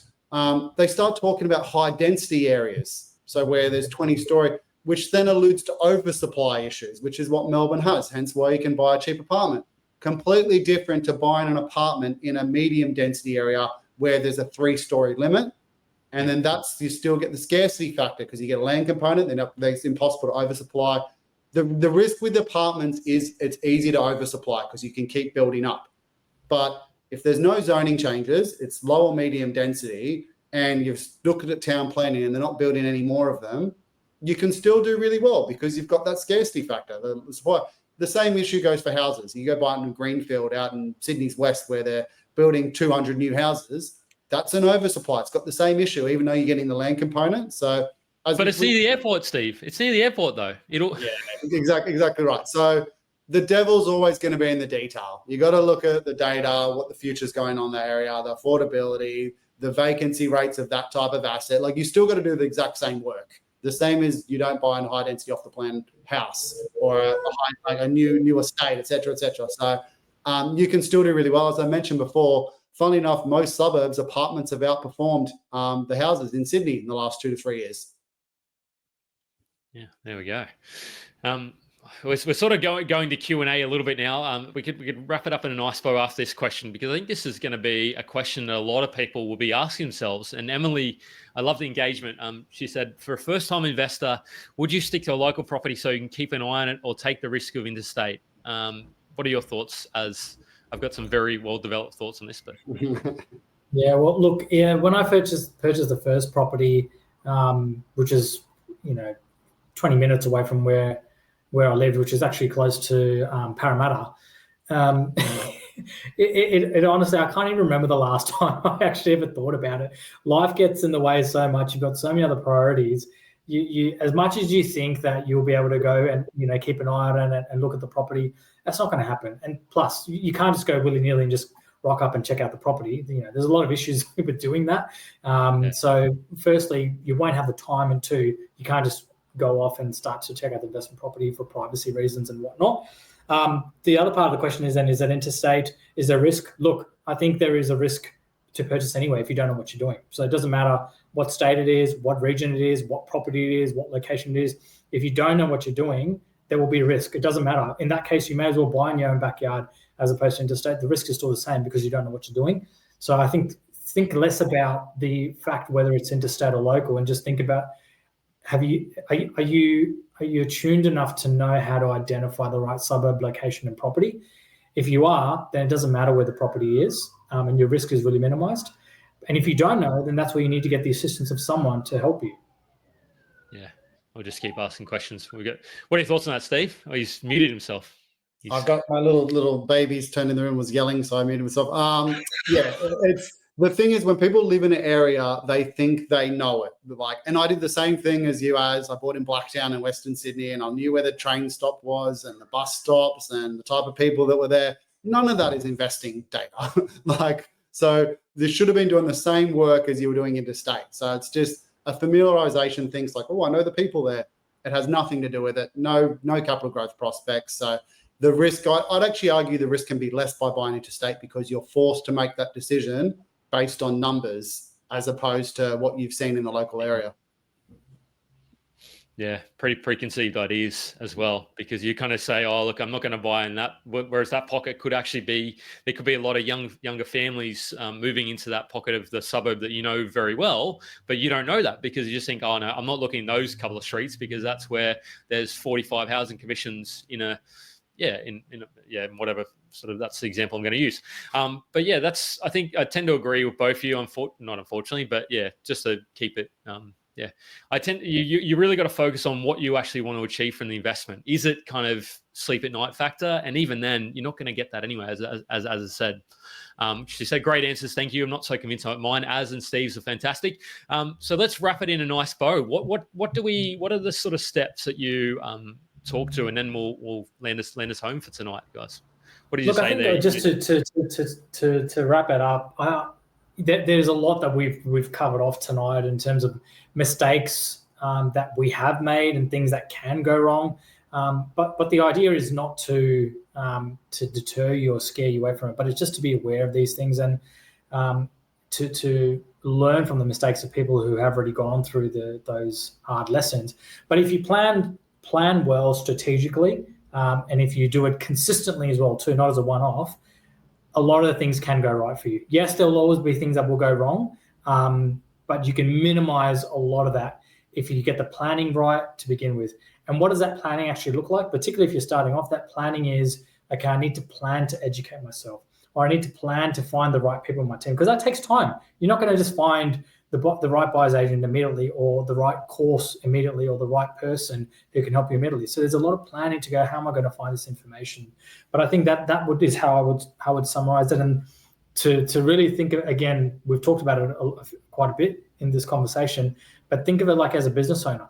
If you were going to go off and take a loan out from the bank to purchase a business, they're going to want to see what the business plan is before they lend that money to you. If you decide to go out and start a business, you're going to think through and do a planning before you actually start to just purchase or start to just think about what the product and service is. You'll put it down on paper. You'll have to think about it. But we don't do that when we're doing property investing. We don't treat it the same way. If you do have that mindset, I guarantee you from my personal experience, if you change your mindset, it'll change the way you think. It'll change the way you plan. It'll change the way you execute. It'll change your results. Perfect. Yeah. Mic drop. I do have a mic in front of me. I could drop it, but I won't. As Elijah said, what's your next property move? So the next property move, so we're looking to purchase again. We've just gone through, I think I just talked about a little bit earlier, just a restructure of the lending portfolio. So don't want to be having too many balls up in the air. So that's just finalized now, which is fantastic. So we've got a bit more simplified structure now. There is a plan to do it next, but I can't tell you where because I haven't spent the time to do the research yet. So, which actually kind of answers a lot of people's questions here too. Until I do the research, I won't know where the next move will be. That's actually a good point. Is there's sit on your hands time with property. People think it's this constant thing, but it is. Once you've purchased a property, a lot of the time it's just a sit and wait, and you can get yourself educated from the other stuff. But in regards to researching areas, you might be buying in a year and a half, completely different market. Yeah. So it's you could be sort of spending a lot of time with your family or just enjoying your life rather than trying to obsess about, you can get up to speed pretty quickly within sort of 4 to 6 to 8 weeks about an area. It is, but I think the point is that you spend the time educating yourself on how to analyze the data. So not actually doing the data and getting all the research of what other factors can you go on data websites. There's 200, 300 points of data you can analyze. So start understanding those. So at least when you get to that point, you're like, these are the fundamentals I'm going to stick to because it meets my strategy. Then you find the area. Yeah, exactly. I like it. People are saying great sesh legends of property. Gee, that's too kind. Does that mean I was going to say we have Steve again? Probably will have him again. Thanks very much for jumping on, man. What's the best? I know you don't have any agendas or things to share, but if people wanted to learn more about you and follow along with what you're up to or what you're sort of thinking, what's the best place for people to follow your journey? LinkedIn. LinkedIn is the best place. I'm not a big fan of social media, so I don't really have any of the other social media channels, both personally or professionally, so definitely not on those. If you want to get in touch or have a conversation, LinkedIn is the best place to grab me. So it does say property strategist, but I think that's because it's a keyword thing that's my last questions. I've over questioned tonight, Elijah said. So it does say property strategist in there, but I think that's more associated with keywords. So that's your LinkedIn there for people who want to know. I was going to say put up his full name. Do you just want to leave it up for a second so people can get the spelling right? His full name? Azeem Rahman. But yeah, that's check now for the list of those under 500K hottest market. Somebody's asked me last fire question, Jeff, hottest market that comes to mind. Do you guys know the hottest market? Is it Melbourne? Is it Darwin? Is it Townsville? What do you guys think? Are they asking hottest market in regards to future capital growth or the hottest market where it's hardest to buy? Because they're completely different answers. Oh, yeah. I mean, I suppose, the hardest to buy. There's factor as well too, right? Yeah, exactly right. I think it's eased off a touch in Townsville, whereas it's probably amped up a little bit in terms of trying to buy in Melbourne in certain pockets. Was it you guys that posted on Ozprop that saying it was Darwin, or maybe it was like Scott Agate or someone, that Darwin was the most searched for investors on realestate.com? Wasn't us. But yeah, I saw it on social media the other week. Someone actually did the stats, and Darwin was one of the highest. Doesn't mean people are buying there, but it was the most researched. Yeah, somebody's saying future growth. That's it's too hard to predict future growth. I mean, I could give you. I mean, you'd have to. Yeah, you guys can throw out a suburb or areas, but what do you guys think about future growth, Steve? I personally like Geelong. We're buying a lot of houses in Geelong at the moment because for 500 to 650, you get a nice 3-bedroom, 600 square meter lot, clean and tidy block, good fundamentals. And again, a lot of the time we're buying clients there because that's their budget. So there are some other, I think, better areas in regards to potentially capital growth, but that's all we've got to work with. So we have to buy, and I think the fundamentals stack up enough that they're actually going to get some good 3 to 5 year growth out of it. Yeah. What about you, as you probably go do the research, eh? Yeah, look, I think there's a lot. Look, putting that aside, I think you can't deny the fact that there is a lot of affordability in pockets there in Melbourne, and even if even though the rental yields aren't as strong as it could be, I mean, you got to ask yourself, will those areas across Melbourne and like what you just mentioned, Stephen, Geelong, will those areas in 5 years' time still be in the 500K mark? Probably not. I would really struggle to see that'd still be in that price range. So yeah, I think there is good opportunities there, but I think that it's in pockets. Yeah, need to be careful and understand, either go there yourself or understand the local experts, property managers and all that sort of people. Not to say the property managers are going to tell you where to buy. They'll just tell you where there's probably a little bit more potential challenges with tenants. So people are saying, great sesh, guys, lots of hot tips, and not Steve Leasy's blonde hair, because that'll probably come. In all seriousness, I actually love this session for the sake of, normally it's like we sell the dream a little bit of like, how good's property? Look at all these people with passive incomes, yada, yada, yada. The reality is when you actually talk to any of those people, they've had a horrible journey along the way. It's not a nice thing. Like, me personally spent like probably 7-8 years of my life up till 1 a.m., 2 a.m. researching property, and then had 5 or so properties in my portfolio that caused me so many headaches and issues and costs, and had to borrow money, yada, yada. Like, it's never smooth sailing. And as I said it quite well, is you're going to go through waves. Nice, guys. On that note, let's go and stop making those mistakes and build those portfolios to as big as we want to the stage. So thanks very much for coming on, Az. Appreciate your transparency and just your genuine sort of real talk. And thanks for co-hosting, Steve. Guest co-hosting, but we'll have you more kind. As Joe Tucker says, let's go buy some commercial property. Does he say that? I don't think he says that.